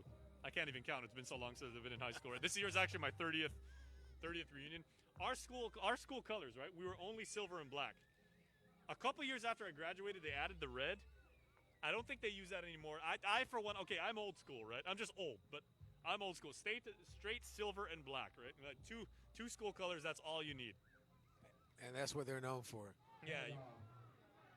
Nice little stutter step. You see that Shark logo coming at you and everything like that? You know, we're gonna make some people think twice. And it's good to see so many of my fellow Sharks on the team tonight. I'm really, really proud of an alumni. So congratulations to the Simon Sanchez Sharks team on another successful season. Looking forward to seeing what they have up in Gigo. But man, that's the thing about a high school football on Guam, Dave. It's super competitive. It's about pride, school pride. Yeah. You know. I mean, this is the game that, you know, probably your brothers played, your Nino played, you know, your dad played, maybe even your grandpa. But, you know, of course, we would be remiss if we didn't give so much love to FD this year. Bruce Meno, the coaching staff, the program they've put together. With a 58-game winning streak? 57. Yeah. Basically, 2 entire graduating classes never lost a game in FD. I mean, what they've been able to do is not only historic, it is just unbelievably amazing that they've been that good for this long, and they've earned it. They've had a lot of talent come through, and they play the right way. And when you talk about program support from family and faculty, you have the parents coming together to feed the players on game day meals, and you know, it's not just the guys on the field. You know, it's also mom and dad, it's your godfather, your godmother coming to the games, like you said. You know, I mean, it really is one big community. And I've actually been at FD covering, like, when all the players, like, you know, they say their pregame prayer, they all walk out as one unit, they get on the bus. It's intimidating, man, to see all those guys act as one.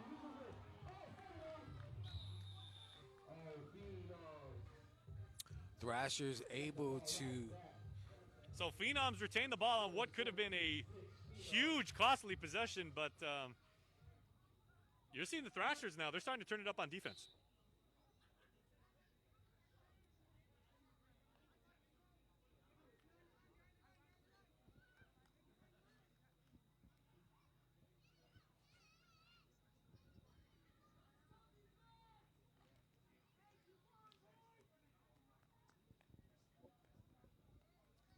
All right, so lots of JFK players on the squad right now on defense. Of course,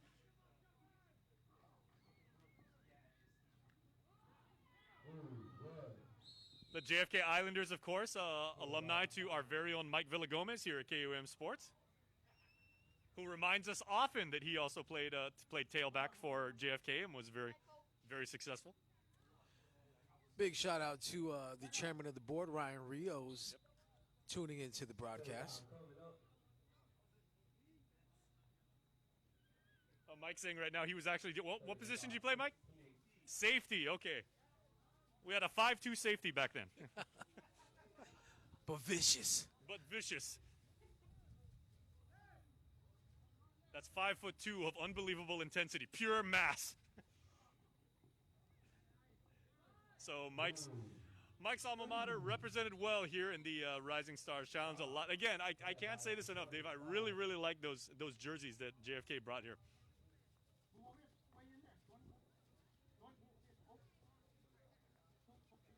Well, you know, if you brought a jersey, you could do a jersey swap. You know what? I would love to see that at the end of the game. Yeah. You never really saw, like, even at the pro level, you know, they do it in the NBA all the time. When Dwayne Wade retired, people do jersey swaps all the time. But high school players do that, and the message is not lost on them. They know exactly what that means. It's a sign of ultimate respect. And what way to pay homage to your opponent by, hey, man, you down to swap jerseys. Yeah. And I remember I saw, like, Patrick Peterson and Calvin Johnson swap jerseys once, and they both said that was one of the highlights of my career. This guy just torched me for the last 60 minutes, and I was like, hey, you got to give the guy love. And especially these young guys that are able to trade jerseys with some of these vets. Yeah. Now, when I was in high school, Dave, that's back when GCC still had a football program, the Tradesmen. I mean, GCC was a dominant football program for a long time. So going back to youth football, that's one of the things I believe they're trying to implement is if you are an incoming freshman at high school now, you aren't able to participate in the Guam National Youth Football Federation. Right. So that's going to, in turn, help with the high school programs. So is it just based on age, or if you're in the 9th grade, you're automatically DQ? Okay. So, you know, I think that's going to help with a lot of programs by adding more players to their roster and, you know, get them into the system early.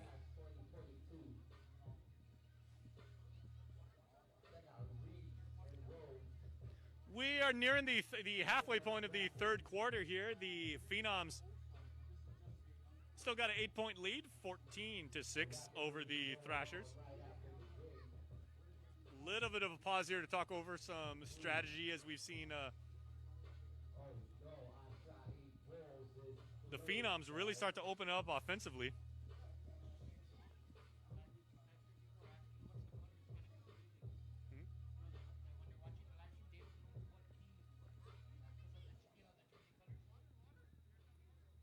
Okay, so interesting point here, Dave. For those of you guys watching our live stream right now on Facebook Live, congratulations to you guys.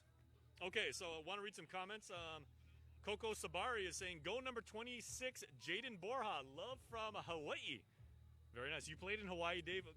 Football, huge there. Unbelievably competitive. Yeah, you know, for the people watching, wondering why these guys are wearing different uniforms. For me personally, you get to see each of these athletes representing their school, almost like the Senior Bowl in college, yep, right? Absolutely. So we're also getting love from Priscilla Mendiola, who says, let's go Thrashers, number 13, Josiah. That was a good run. Cheers for Tumwater, Washington. Man, Statesiders are up late once again, right? Cheer on the family, man. And then Cheryl Cruz Punu, go JFK, number 45, Nathan Punu. Yeah, good to see that, you know, fans from everywhere supporting these young players. And Ken Borja, our distinguished engineer here at KUM Sports, saying that we will call out like what teams are in what jerseys, because you guys were asking which color there was. Happy to oblige. As the punt is going to go to Blas, and here is Blas's speed. Nice Gets away spin from to the get FD away. defender.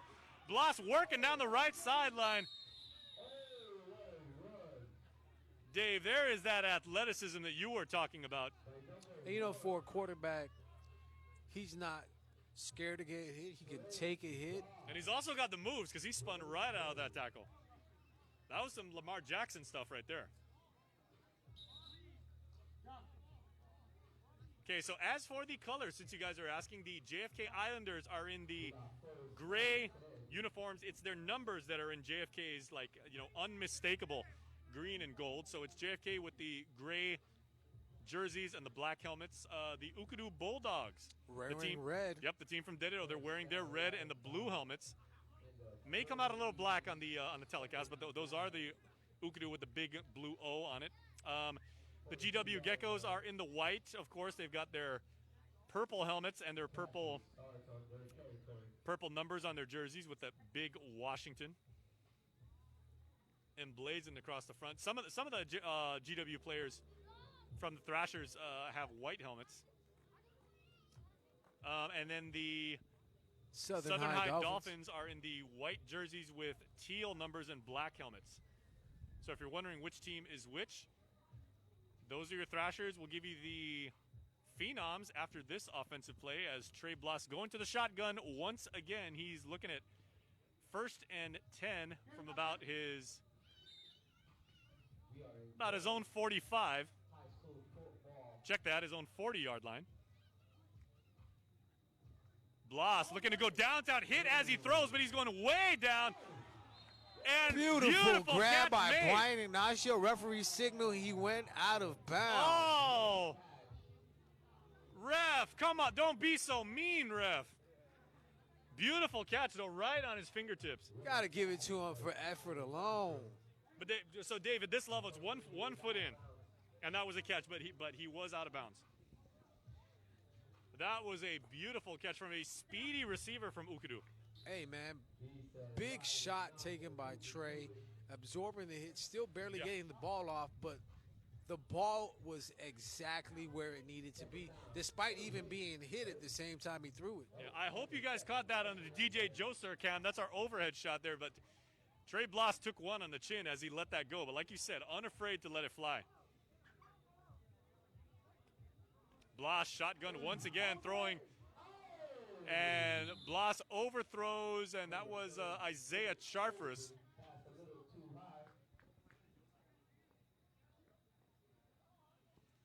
Okay, so as for the Phenoms, the teams, of course, how could you not mistake the big maroon jerseys, but they're using white numbers, it looks like. So maroon and the maroon helmets, of course, those are the FD Friars, this year's two-time defending champions, of course.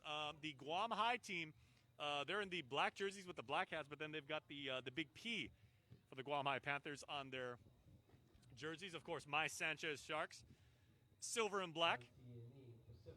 And GW alum Danny Manabusin calling the plays on offense for the Thrashers. Danny Manabusin, also a champion in the Miller Football League. Several times.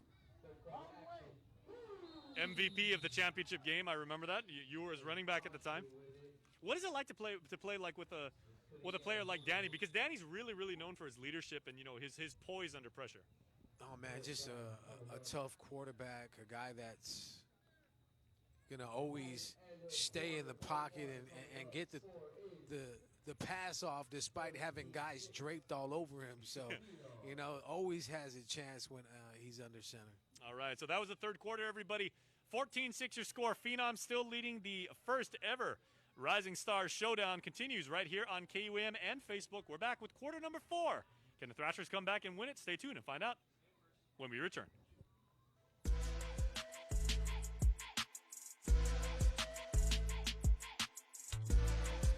KUAM Sports and Clutch Guam presents the High School Football Rising Stars Showdown, brought to you by IT&E and Pacific Points. Do more, get more.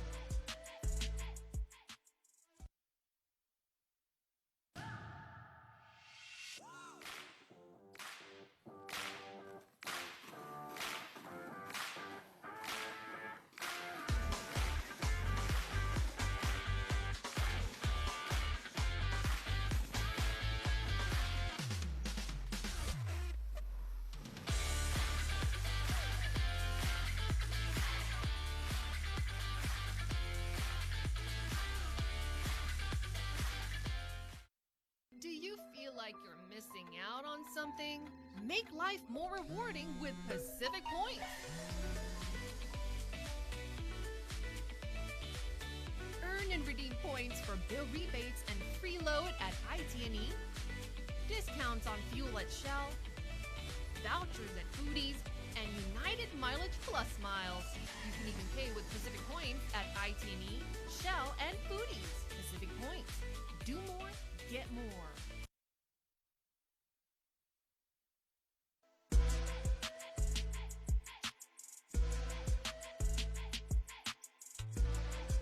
KUAM Sports and Clutch Guam presents the High School Football Rising Stars Showdown, brought to you by IT&E and Pacific Points. Do more, get more.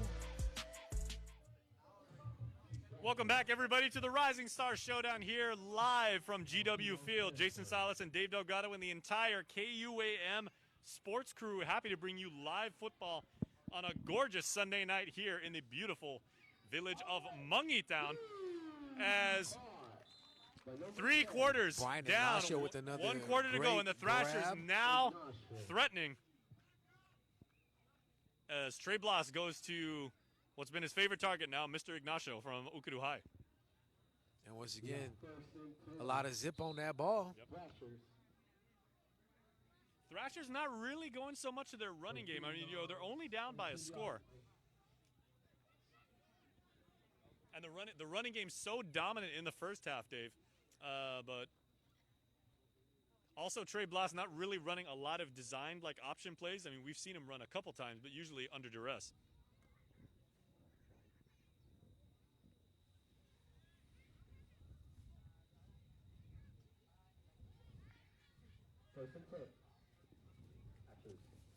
And the wind starting to pick up as Blas goes way deep. Oh, ball nearly picked off. Ball. And Trey Blas looking to go downtown to his guy, Isaiah Charfer, streaking down the left sideline, but nearly picked off by the tall Guam High defensive back. That would be number 90, right, Dave? Oh, man, my eyesight is so bad at my age. That is 90, right? Might be number 20, Jason. Oh, 20. Okay. Welcome back, everybody, to KUAM Kitan Sports. Some movement on Hopefully the you guys offense. watching at home, you guys have a better shot at the numbers than I do standing here on the sideline. That is a 5-yard penalty. So we've played 45 minutes, 15 left to go in what has been an action-packed first ever Rising Stars Showdown featuring the island's top freshmen and sophomores. So the underclassmen showing off their skills, and we have seen tremendous athleticism, amazing heroic plays on all 3 aspects, offense, defense, and special teams. And it has been the Phenoms who struck first. Nice draw play by the Thrashers. Now Thrashers plow ahead. Let's call that 6 on sweeping right. Not a bad call to make, Dave. That Thrashers offensive line really stout on the right side. You know, one thing I'm not seeing a lot of, Dave, in this game with either team is tight ends and like actions from the ends. I mean, you're seeing like a lot of wide receivers, like a lot of slot guys, like going deep and everything like that. At what point, when you coach youth players, do you really start to factor in the tight ends, guys who are naturally big, have good soft hands, can block, and I mean, it's a very specific skill set to have. Well, I think a lot of teams that also run tight ends are run-heavy teams. I mean, not to put it out there, but the 49ers and Kittle, anytime you have a good blocking tight I knew end, that was coming. you can seal the edge. So, he's just an extension of the line. So you can get to the outside, or he can seal the block for you.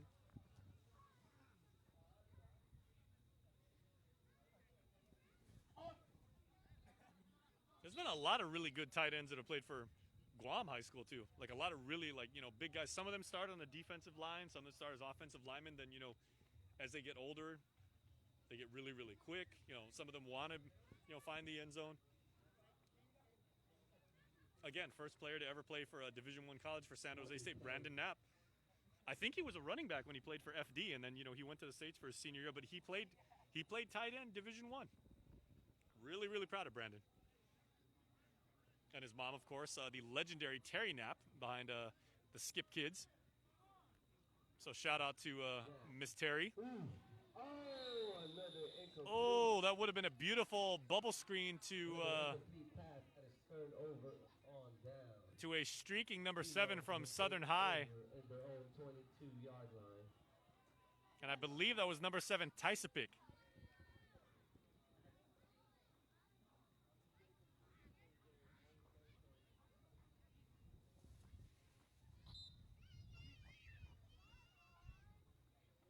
Dave, how do you think fatigue sets in right now for, again, these young athletes, these freshmen and sophomore, 15, 16-year-old, young men and everything? I mean, but they've been going hard all game. What is fatigue and what is, being able to condition yourself to play 4 quarters? What does that mean now? Well, see, and that's the thing, right? So when you get tired, your mind starts getting tired, and then you start missing on your assignments. But I think these guys are, they're young, so I don't think they're going to be too tired. It's just a matter of, okay, taking advantage of your opportunities and when your number is called to make plays. They might be a little sore tomorrow. And again, to all of the young gentlemen here, and the young girls, we wish all of you the best of luck as you continue your studies. Number 20. As most of you are in third quarter, and please, when you go back to school, please, everybody, be safe. Of course, we want to say practice the 3 W's, wash your hands, wear your mask, watch your distance when you're in school. We want to see each one of you succeed. And early congratulations to all of you who are graduating seniors from the class of 2022.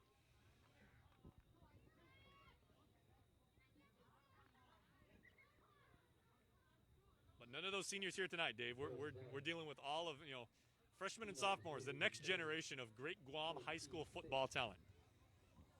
Rising stars. Well, by number 22. Looks like an about 8-yard gain.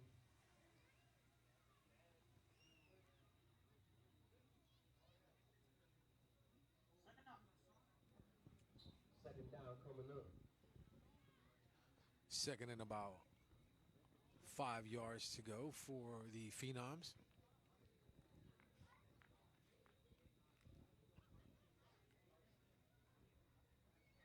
(14-6) your score. It's been somewhat of a chess match here late in the third quarter, heading into the final frame, or fourth quarter.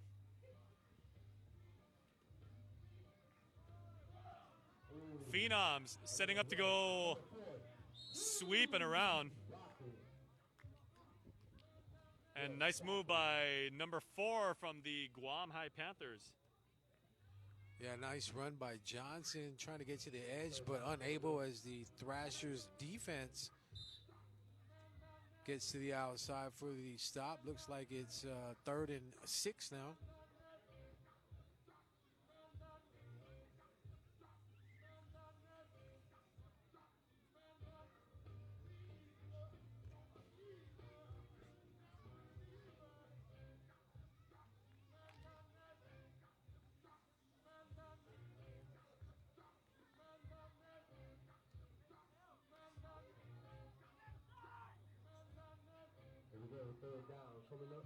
Big third down play, 3rd and a long 5, maybe even 6.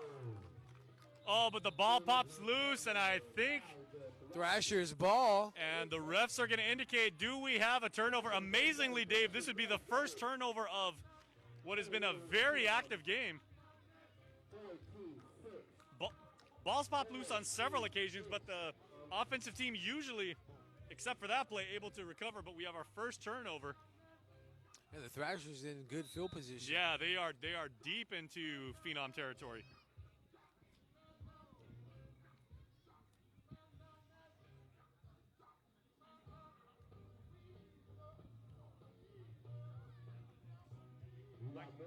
minutes remaining here in the fourth quarter. Phenoms with a turnover. Thrashers take over. And the Phenoms 31-yard line. Thrashers only down 8. 22 with the run. Ooh, what Okay, a hit. Thrashers on the. Oh, and a fumble again. Ball still loose. Ball still loose again. And it's picked up by. Oh, that would have been a huge play. Recovered by FD's number 19. Ball came out like 4 or 5 times. Yeah, I think malfunction on the whistle. Here at the Gecko Field. Been fun. Clutch Guam definitely in the building. With KUAM, ITNE, and Pacific Points. Do more and get more. Shout out to Mighty Purple. And the GW class of 2022. Get that 50-50 ticket. Get some money.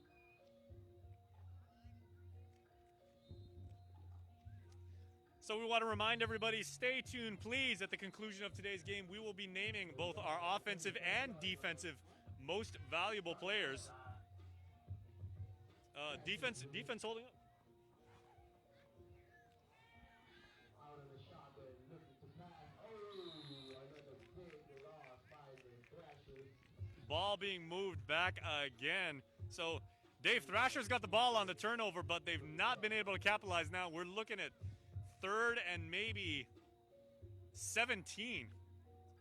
Yeah, unable to get positive yards.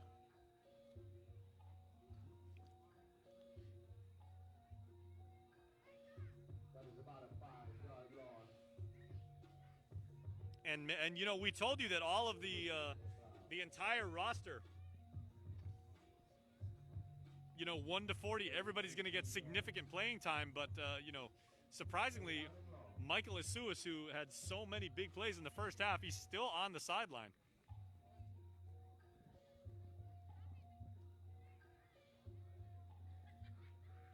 Trey Blas from the shotgun once again. Cocks back, throws over the left, nearly picked off, and that would have been, had he hit his receiver, that would have been 6 there, Dave, because he was streaking down the right sideline, had him dead to rights. Beautiful defensive play over the top. Yeah, he had his corner beat. And if the ball was just a little bit higher, that was reservations for 6. You know, you got to give it up to the Thrashers' offensive line, though. They're giving Trey like some pretty good time to throw. 4th and long for the Thrashers. They're going to go for it again. But, you know, like you said, he's got a very strong arm, you know, pinpoint accuracy, but also, you know, because of the offensive line, the time they're giving him, he's able to set his feet, he's able to square his shoulders, and, you know, not make, you know, these improv plays on the run, although he can.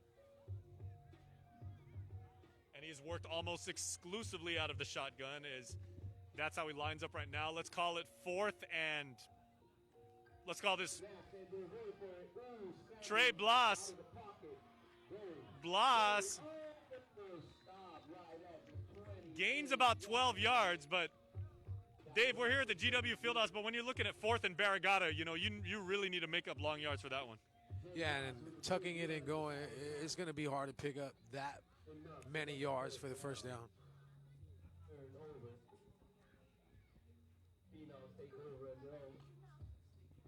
So the ball looked to be like on the 38-yard line, but he would have had to make it. He got pushed back all the way to Hyrule Mart.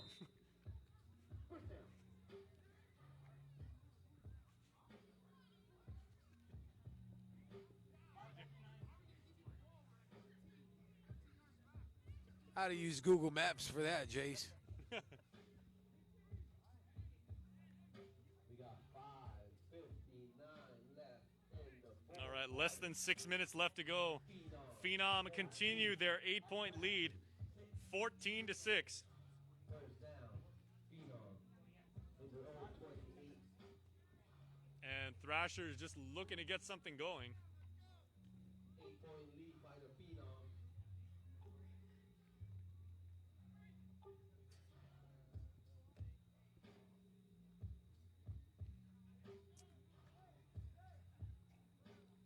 And look at this offensive set now, Dave. Big loss.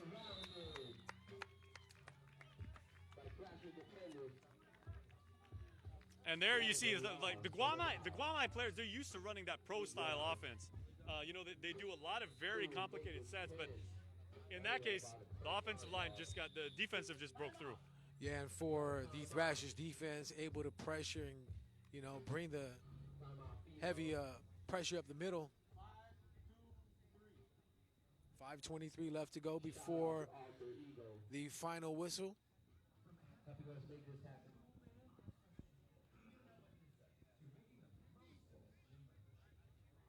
5:23 left. Thank you, ref.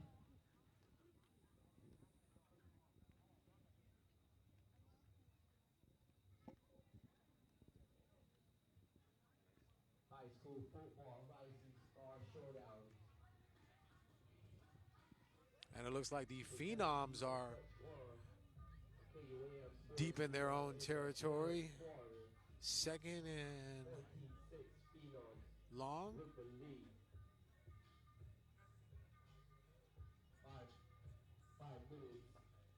Okay, so now it all comes down. It's one of the most cliche things we can say in sports, Dave, but this is gut check time. You know, we know you're tired. You know, it's a cool night, not that much breeze. You know, you may be breathing hard and everything like that, but young athletes, this is what you have to learn. Sometimes you just got to suck it up, dig deep. You have a lot more inside you than you probably know, and this is when you got to make magic happen. Another big stop by the Thrashers defense. Yeah, second straight loss. That one a big one, and now we're looking at about third and 28. Check that, 3rd and 22.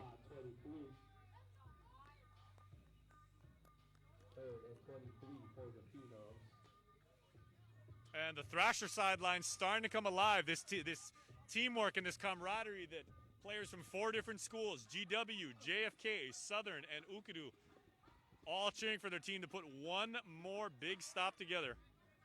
See a lot of strategy now, like on the sideline. They're being led by Dante Salas. They're going to try and take as much clock off the time. Beautiful play, beautiful pass down the sideline. Unable to connect with the receiver. And now it's 4th and very, very, very long. Want to say hi to my daughter, Luna Rose, who's checking out the game. She watching on Facebook? No, I think that she's on Channel 8 Very watching cool. the game. She's watching Daddy go to work? Yeah. She's up pretty late for a little one, too. And for those of you watching on the West Coast, too, shout out to all of our viewers right now on Facebook Live in the state of Washington. Half a day. Shout out to those of you in Vegas.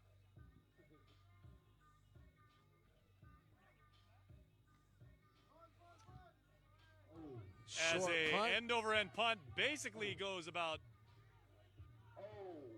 but takes a very friendly,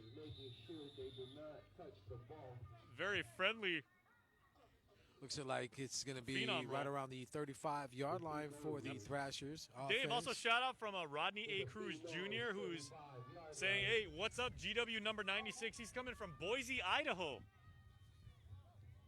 So half a day to our friends over in Boise, potato country. Good potatoes come out of Boise.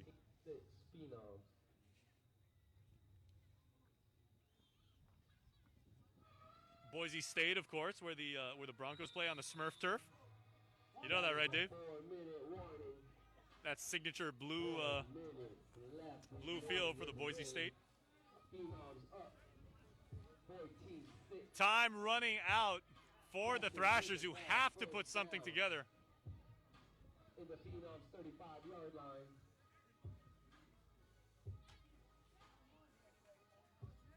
So people join in on comments, cheer on your favorite team, because it is now or never for the Thrashers. Down by 8. Thrown off the side, beautiful catch. What is the call? Dave, if there's one thing I'm seeing tonight, it's the Ukudu Bulldog receivers. Very, very fast, very aggressive, but also very patient. I'm really liking what I'm seeing from these Ukudu wideouts. Yeah, and good route running, you know. I mean, anytime you're able to get your defender backpedaling, you stop on a dime, and the ball's right there. Yeah. Nice reception on the play for a few yards. So heads up, kids! If you're in the Dedido area and you're looking to get involved with a really cool sport and you're headed to Ukudu, you got some really good receivers that you can throw to. Yeah, it seems like the Thrashers made a quarterback change. Oh. Illegal man downfield is going to negate that great play by the Thrashers. So we're looking at move the ball back 15 feet, but stays first down. So we're looking at 1st and 15 now.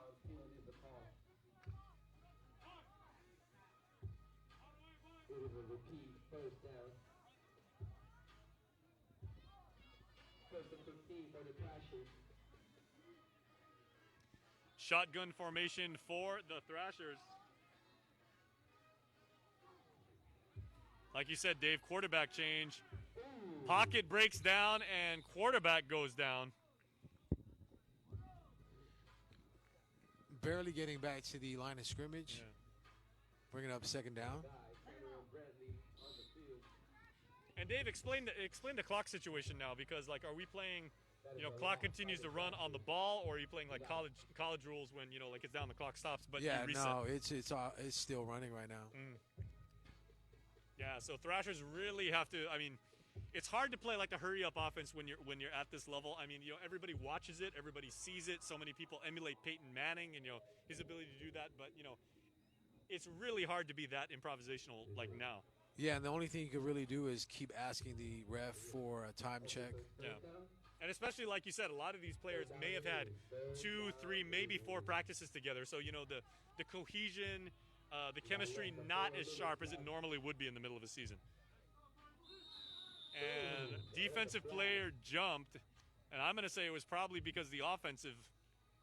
Looks like it might be offsides on their defense, Yep. so they'll pick up a few more yards.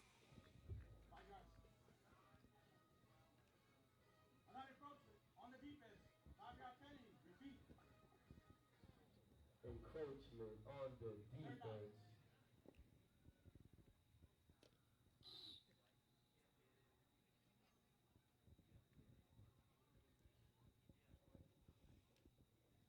So, Dave, good call by you. The same call as the ref. 14-6, a score that has been basically the story since maybe about the early moments of the 3rd quarter. Third down coming up. We got trips left. 3rd and 10 for the Thrashers. Yep. Long pass downfield's got him, man. Finds his man down the sideline. Touchdown! And what did I tell you, Dave, about those Bulldog receivers? Speed! Speed kills, and on the board, the Thrashers.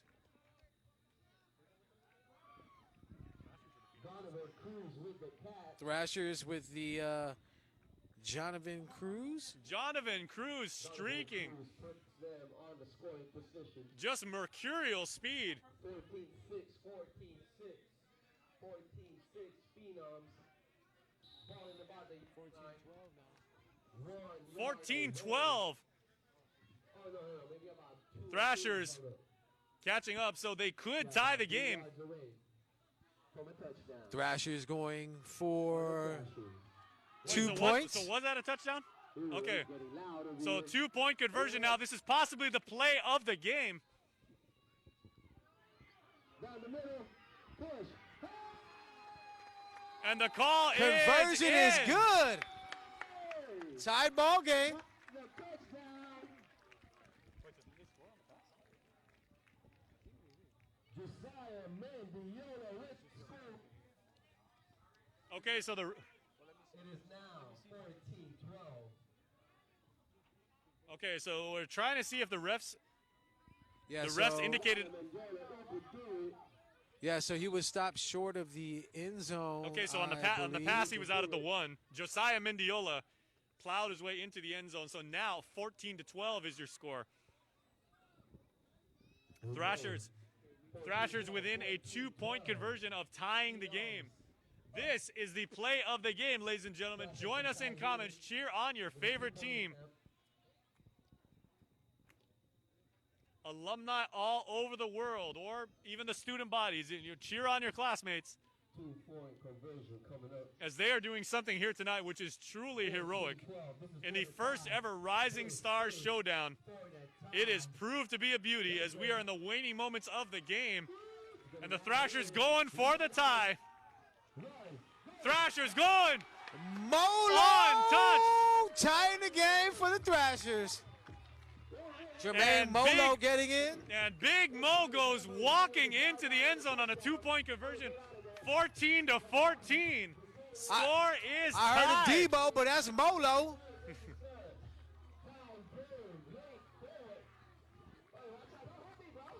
And the big underclassman from JFK. 14-14. Hey, And what the a game. momentum has suddenly changed, What a Dave game. Delgado. And it just showed the Thrashers went to their passing game in the second half and, you know, able to capitalize on some big catches. And you know, when the chips were on the table, they went to their speedsters to get them down the field. They made the quarterback change, like you said. Trey Bloss not playing bad, but they made a little bit of a quarterback change, altered the timing of the defense a little bit, and then they went to the big guy, who literally walked into the end zone for the 2-point conversion, has tied the game at 14. Are we going to play overtime if we get to there? We'll see. 1:47 left in the game. We'll see if the Phenoms can answer.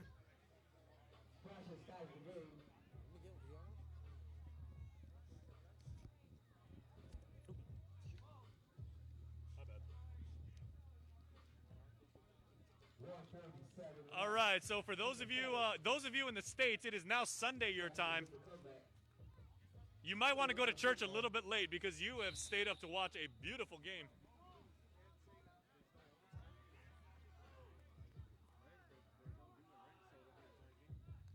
Okay, we're talking to right now on sideline. We're talking to Dom Sablan with Guam coach. Dom, first of all, thank you for putting this together, bro.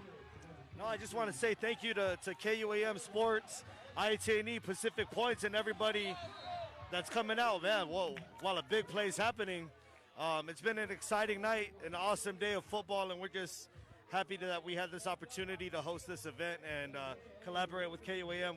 Many more to come in the future, Jace. Yeah, absolutely. So Dom, one thing that Dave and I want to know, it's 14-14 now. The clock's like winding down. Are we going to go to overtime?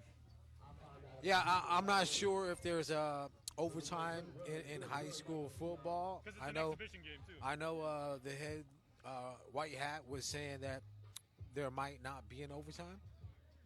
Yeah, so we'll verify that, but as of now, according to the White Hat, there will be no overtime period, but we'll verify. Okay.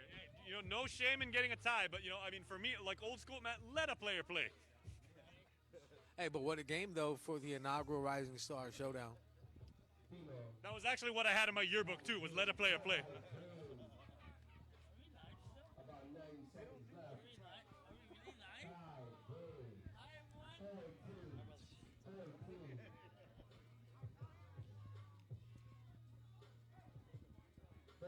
14.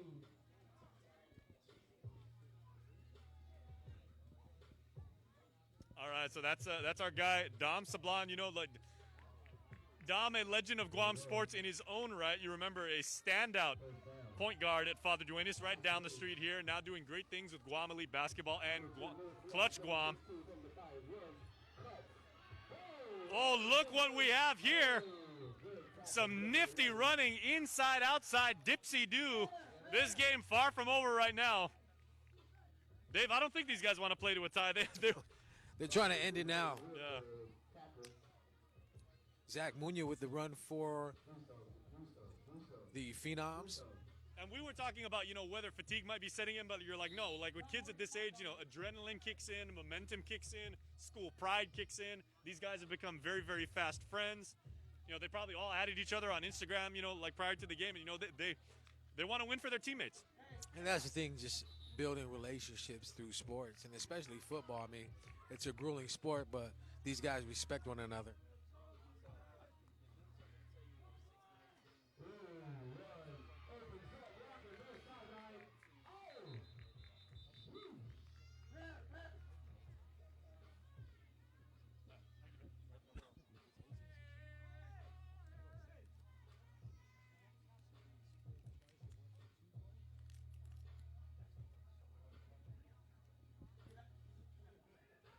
All right, so as the clock continues to tick down,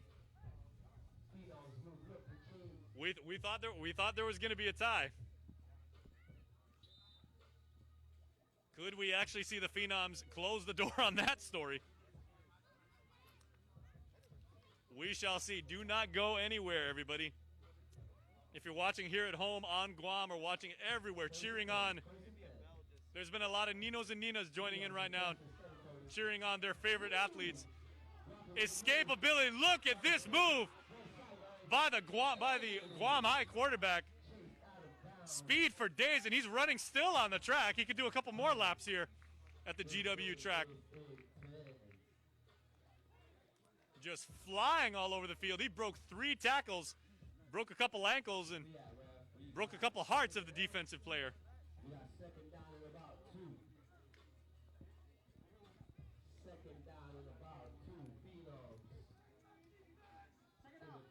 Back in high school, we used to call that kind of running solid.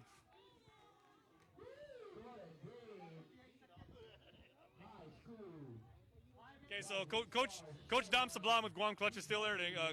Coach, we are going to name the offensive and defensive MVP like at the conclusion of today's game, but man, there's a lot of worthy candidates. Oh, definitely. I mean, just big plays after big plays on both ends of the field. So it's going to be a tough call. You know, it is a close game, so those awards are still up for grabs for sure, Jace. And Phenoms going for it, nearly hauled in a touchdown.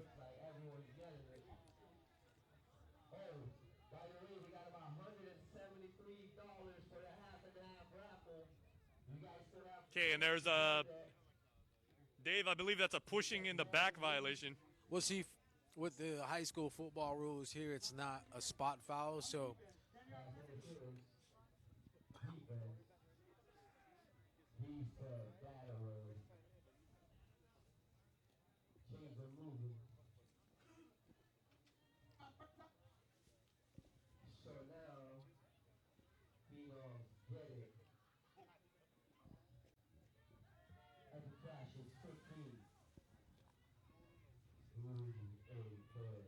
All right, so ball first and 10 on the 15. Phenoms really good field position here, well into the red zone. Looking to score. Nowhere to go. Dave, I don't know if any quarterback could have gotten out of that defensive front. And Phenoms are going to call a timeout.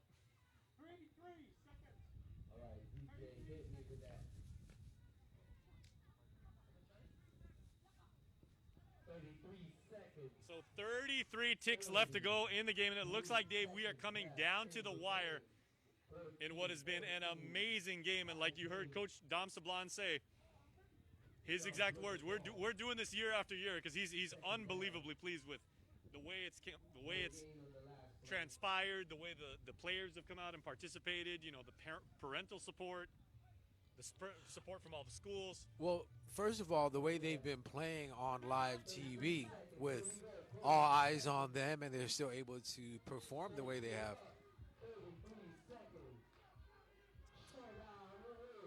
All right, third down, handoff on the left side. Gain of about 3, but it's going to be third and... It looks like they're about the 10.5-yard line. Yeah, third. Well, they need to get to about the 3-yard line to get a first down. 29 seconds left to go.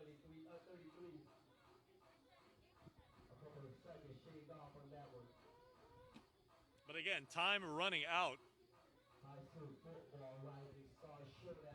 Now, Dave, this is something that's difficult to do at any level, you know, regardless if you're playing freshmen and sophomores, juniors and seniors, college, you know, time management, managing the clock, and getting all your guys on the same page. I mean, that is something like elite players work on for years and years and years. Well, and knowing situational ball. yeah, game on the line, and you're pinned back deep into your own territory. You've been holding the opposing team down, and you know it's go time. 13-13 Fields with the ball, third down. Third down at about 6.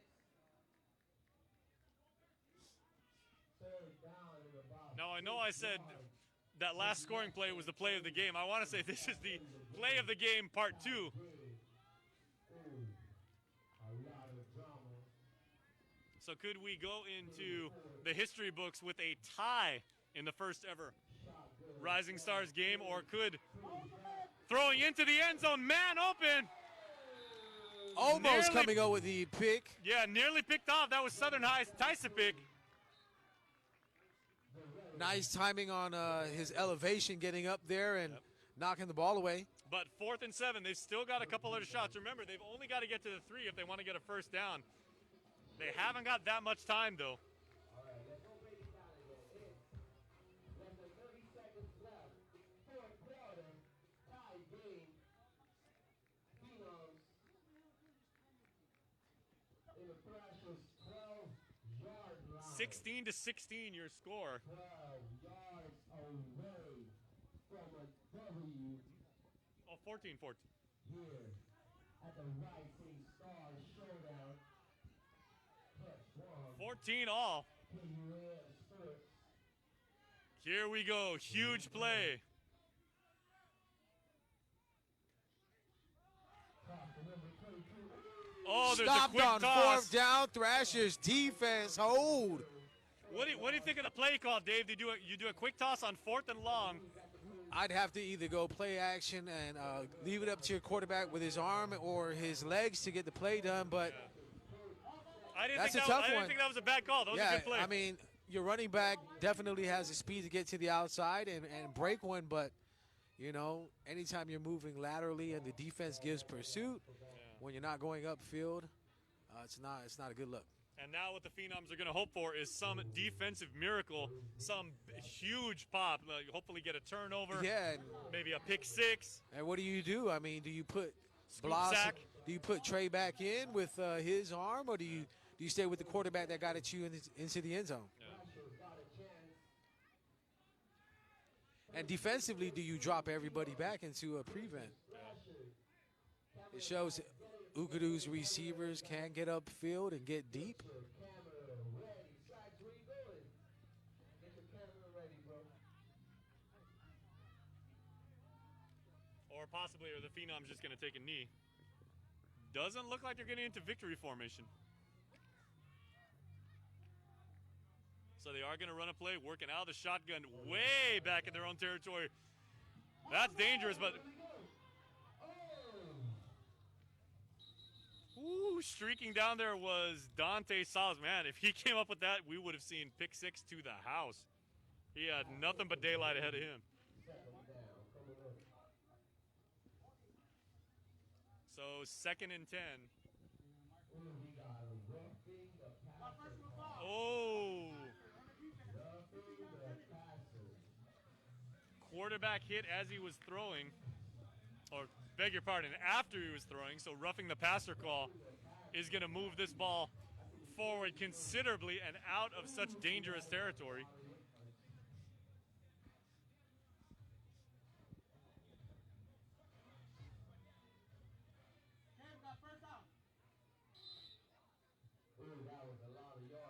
Dave, roughing the passer is 15 yards, right? Yes, it is.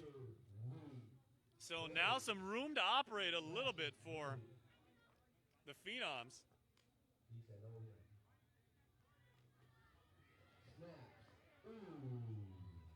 And there's a big sack. Good defense by the Phenoms.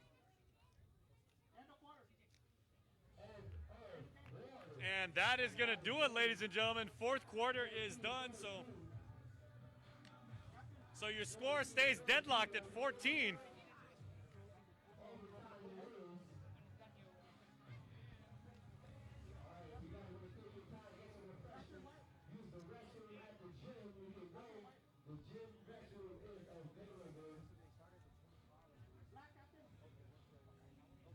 Okay, so officials talking to the referees right now if we will actually play sudden death overtime or if we are going to stay in a tie situation. Either way, it has been a tremendous game. Now remember, we are playing in a high school rules and an exhibition game, so like no shame whatsoever if we were to stay in a tie. Players on both teams have played valiantly.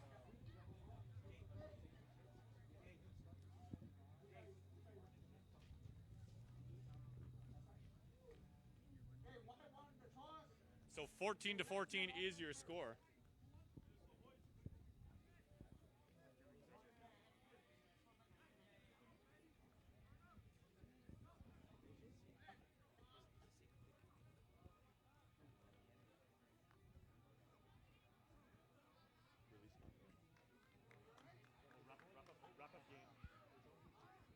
Okay, so Dave, you have heard from Coach Dom Sublano. We are gonna play overtime. Yeah, so Okay, are we the doing head sudden ref, death White overtime Hat, or what is calling for the coin toss. I believe they work from the 25-yard line and go in. Or Dave, are we playing NCAA overtime rules where basically every team gets 4 downs to try and score? And you're able to, I believe, So it's like get a basketball, first it's down. like bluff.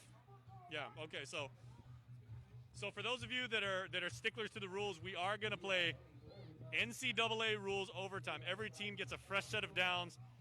Ball's going to start, I believe, on the 35, and you get a chance to drive it in. Should you score, the other team gets an equal set of downs. They also start from that position, and they can either best your score, or if they don't score, then the first team wins.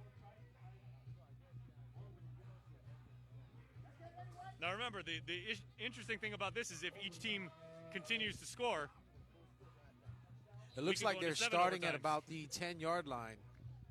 Okay, so you're going to start from the 10. All right, so going right into it. So we have extra frame with which to play.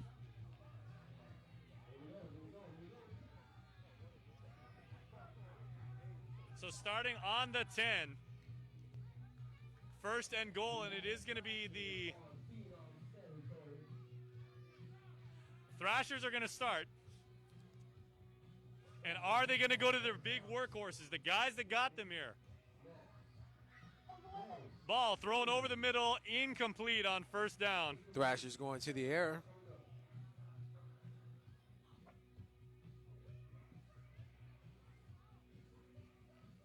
So the ball game tied 14-14. We are in overtime number 1. Thrashers getting their first crack at getting into the end zone and score. Remember, there are no place kickers. So basically, it's touchdown or bust at this point.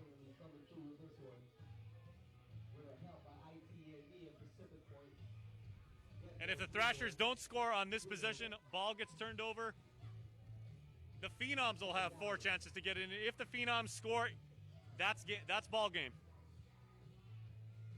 Shotgun again, throwing to the end zone. Misses his man badly, unfortunately. Going for Dante Salas, it looked like.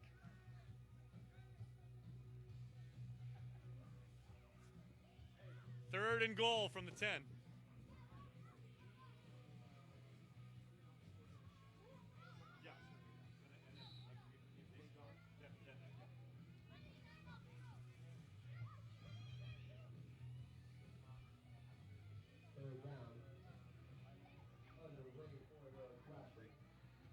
All right, Thrashers taking their time. Incomplete on the first 2 pass plays of this first overtime period in what has been an absolute beautiful game. Action-packed, and it has been such a delight. I know I speak for all of us at KUM Sports and Clutch Guam.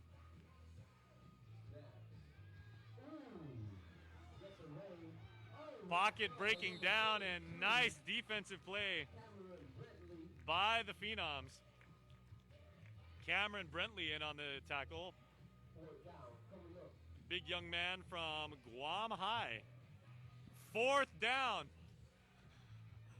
Thrashers unable to So no stretch of hyperbole when saying this get is out the ball pocket. game for the Thrashers.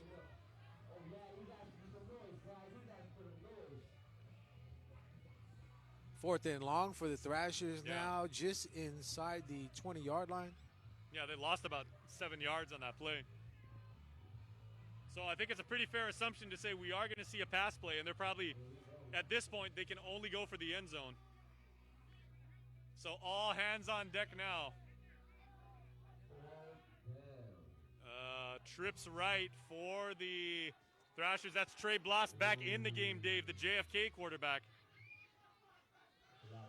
Bloss known for his accuracy.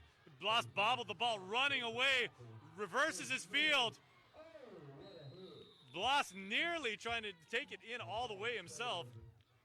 But that is going to be it for the Thrashers, and now Phenoms get 4 cracks to get into the end zone. Should they score, that is going to be your ball game. 14-14 your score.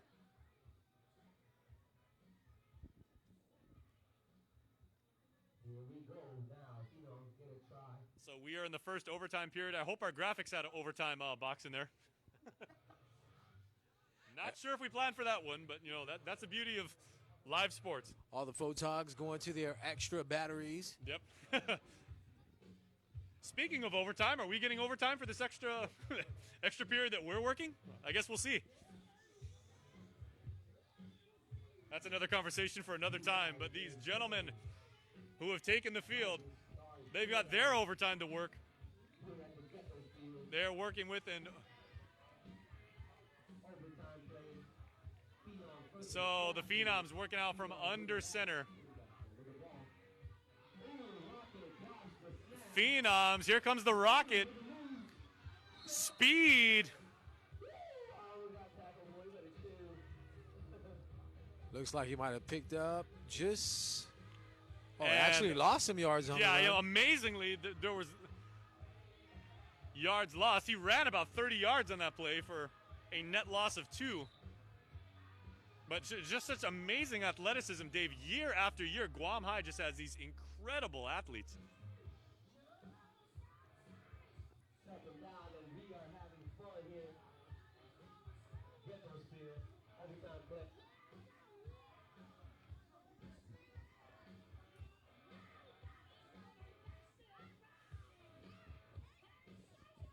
Overtime period number 1.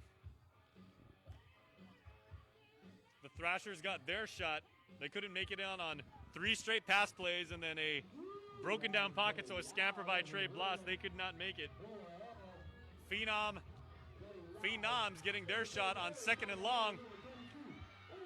32. And that is it.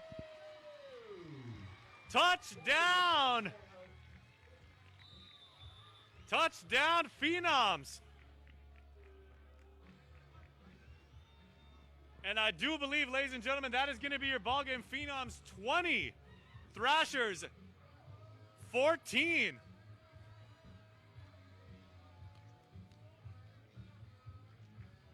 Overtime giveth overtime, taketh away.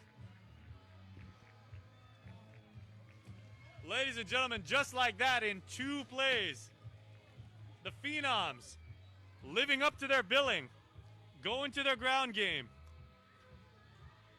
and coming up with a quick scamper into the end zone.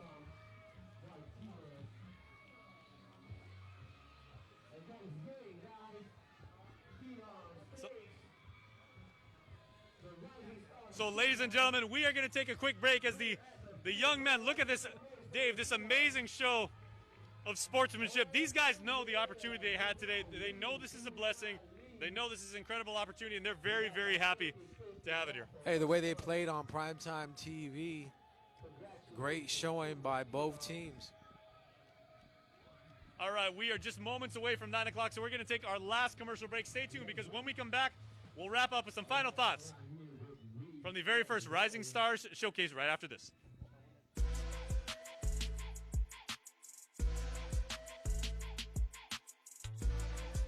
KUAM Sports and Clutch Guam presents the High School Football Rising Stars Showdown, brought to you by IT&E and Pacific Points. Do more, get more.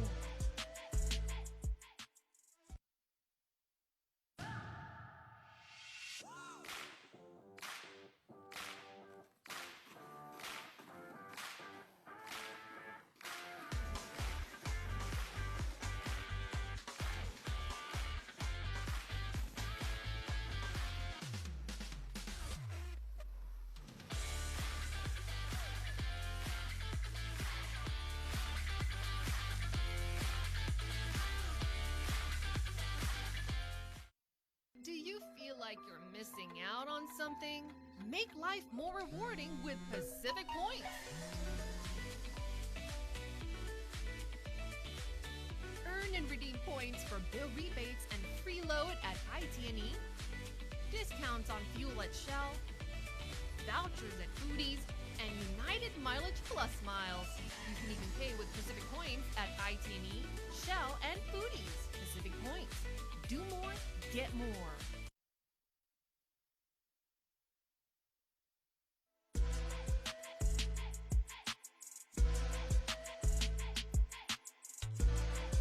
KUAM Sports and Clutch Guam presents the High School Football Rising Stars Showdown, brought to you by IT&E and Pacific Points. Do more, get more. All right, welcome back, everybody, to Geckos Field here in Mingila, Dave, where it was the Phenoms. They were the first team to get on the board, and fittingly, they were the team to put the game away by scoring a touchdown in overtime, 20-16, in the first ever Rising Stars Showdown. Well, you couldn't ask for a better game. I mean, these young guys played their hearts out, taking the game into overtime. It showed that, you know, they really wanted it all the way to the end. And the greatest thing about this was the fan support we got around the world. You know, everybody was tuning in and shouting it out. So I think for them and to go home to hear about how much support they got for the game is going to be something that they'll always remember. Absolutely. And thank each and every one of you for your comments, for shouting out to your relatives, for your favorite school, your favorite player, your favorite coach. It was very, very entertaining. So for Dave Delgado and everybody at KUAM Sports, this was the very first Rising Stars Showdown. We thank our friends at Clutch Guam, IT&E, Pacific Points. I'm Jason Salas saying good night. And Gecko Field is now closed. Congratulations to the participants from both teams. Good night.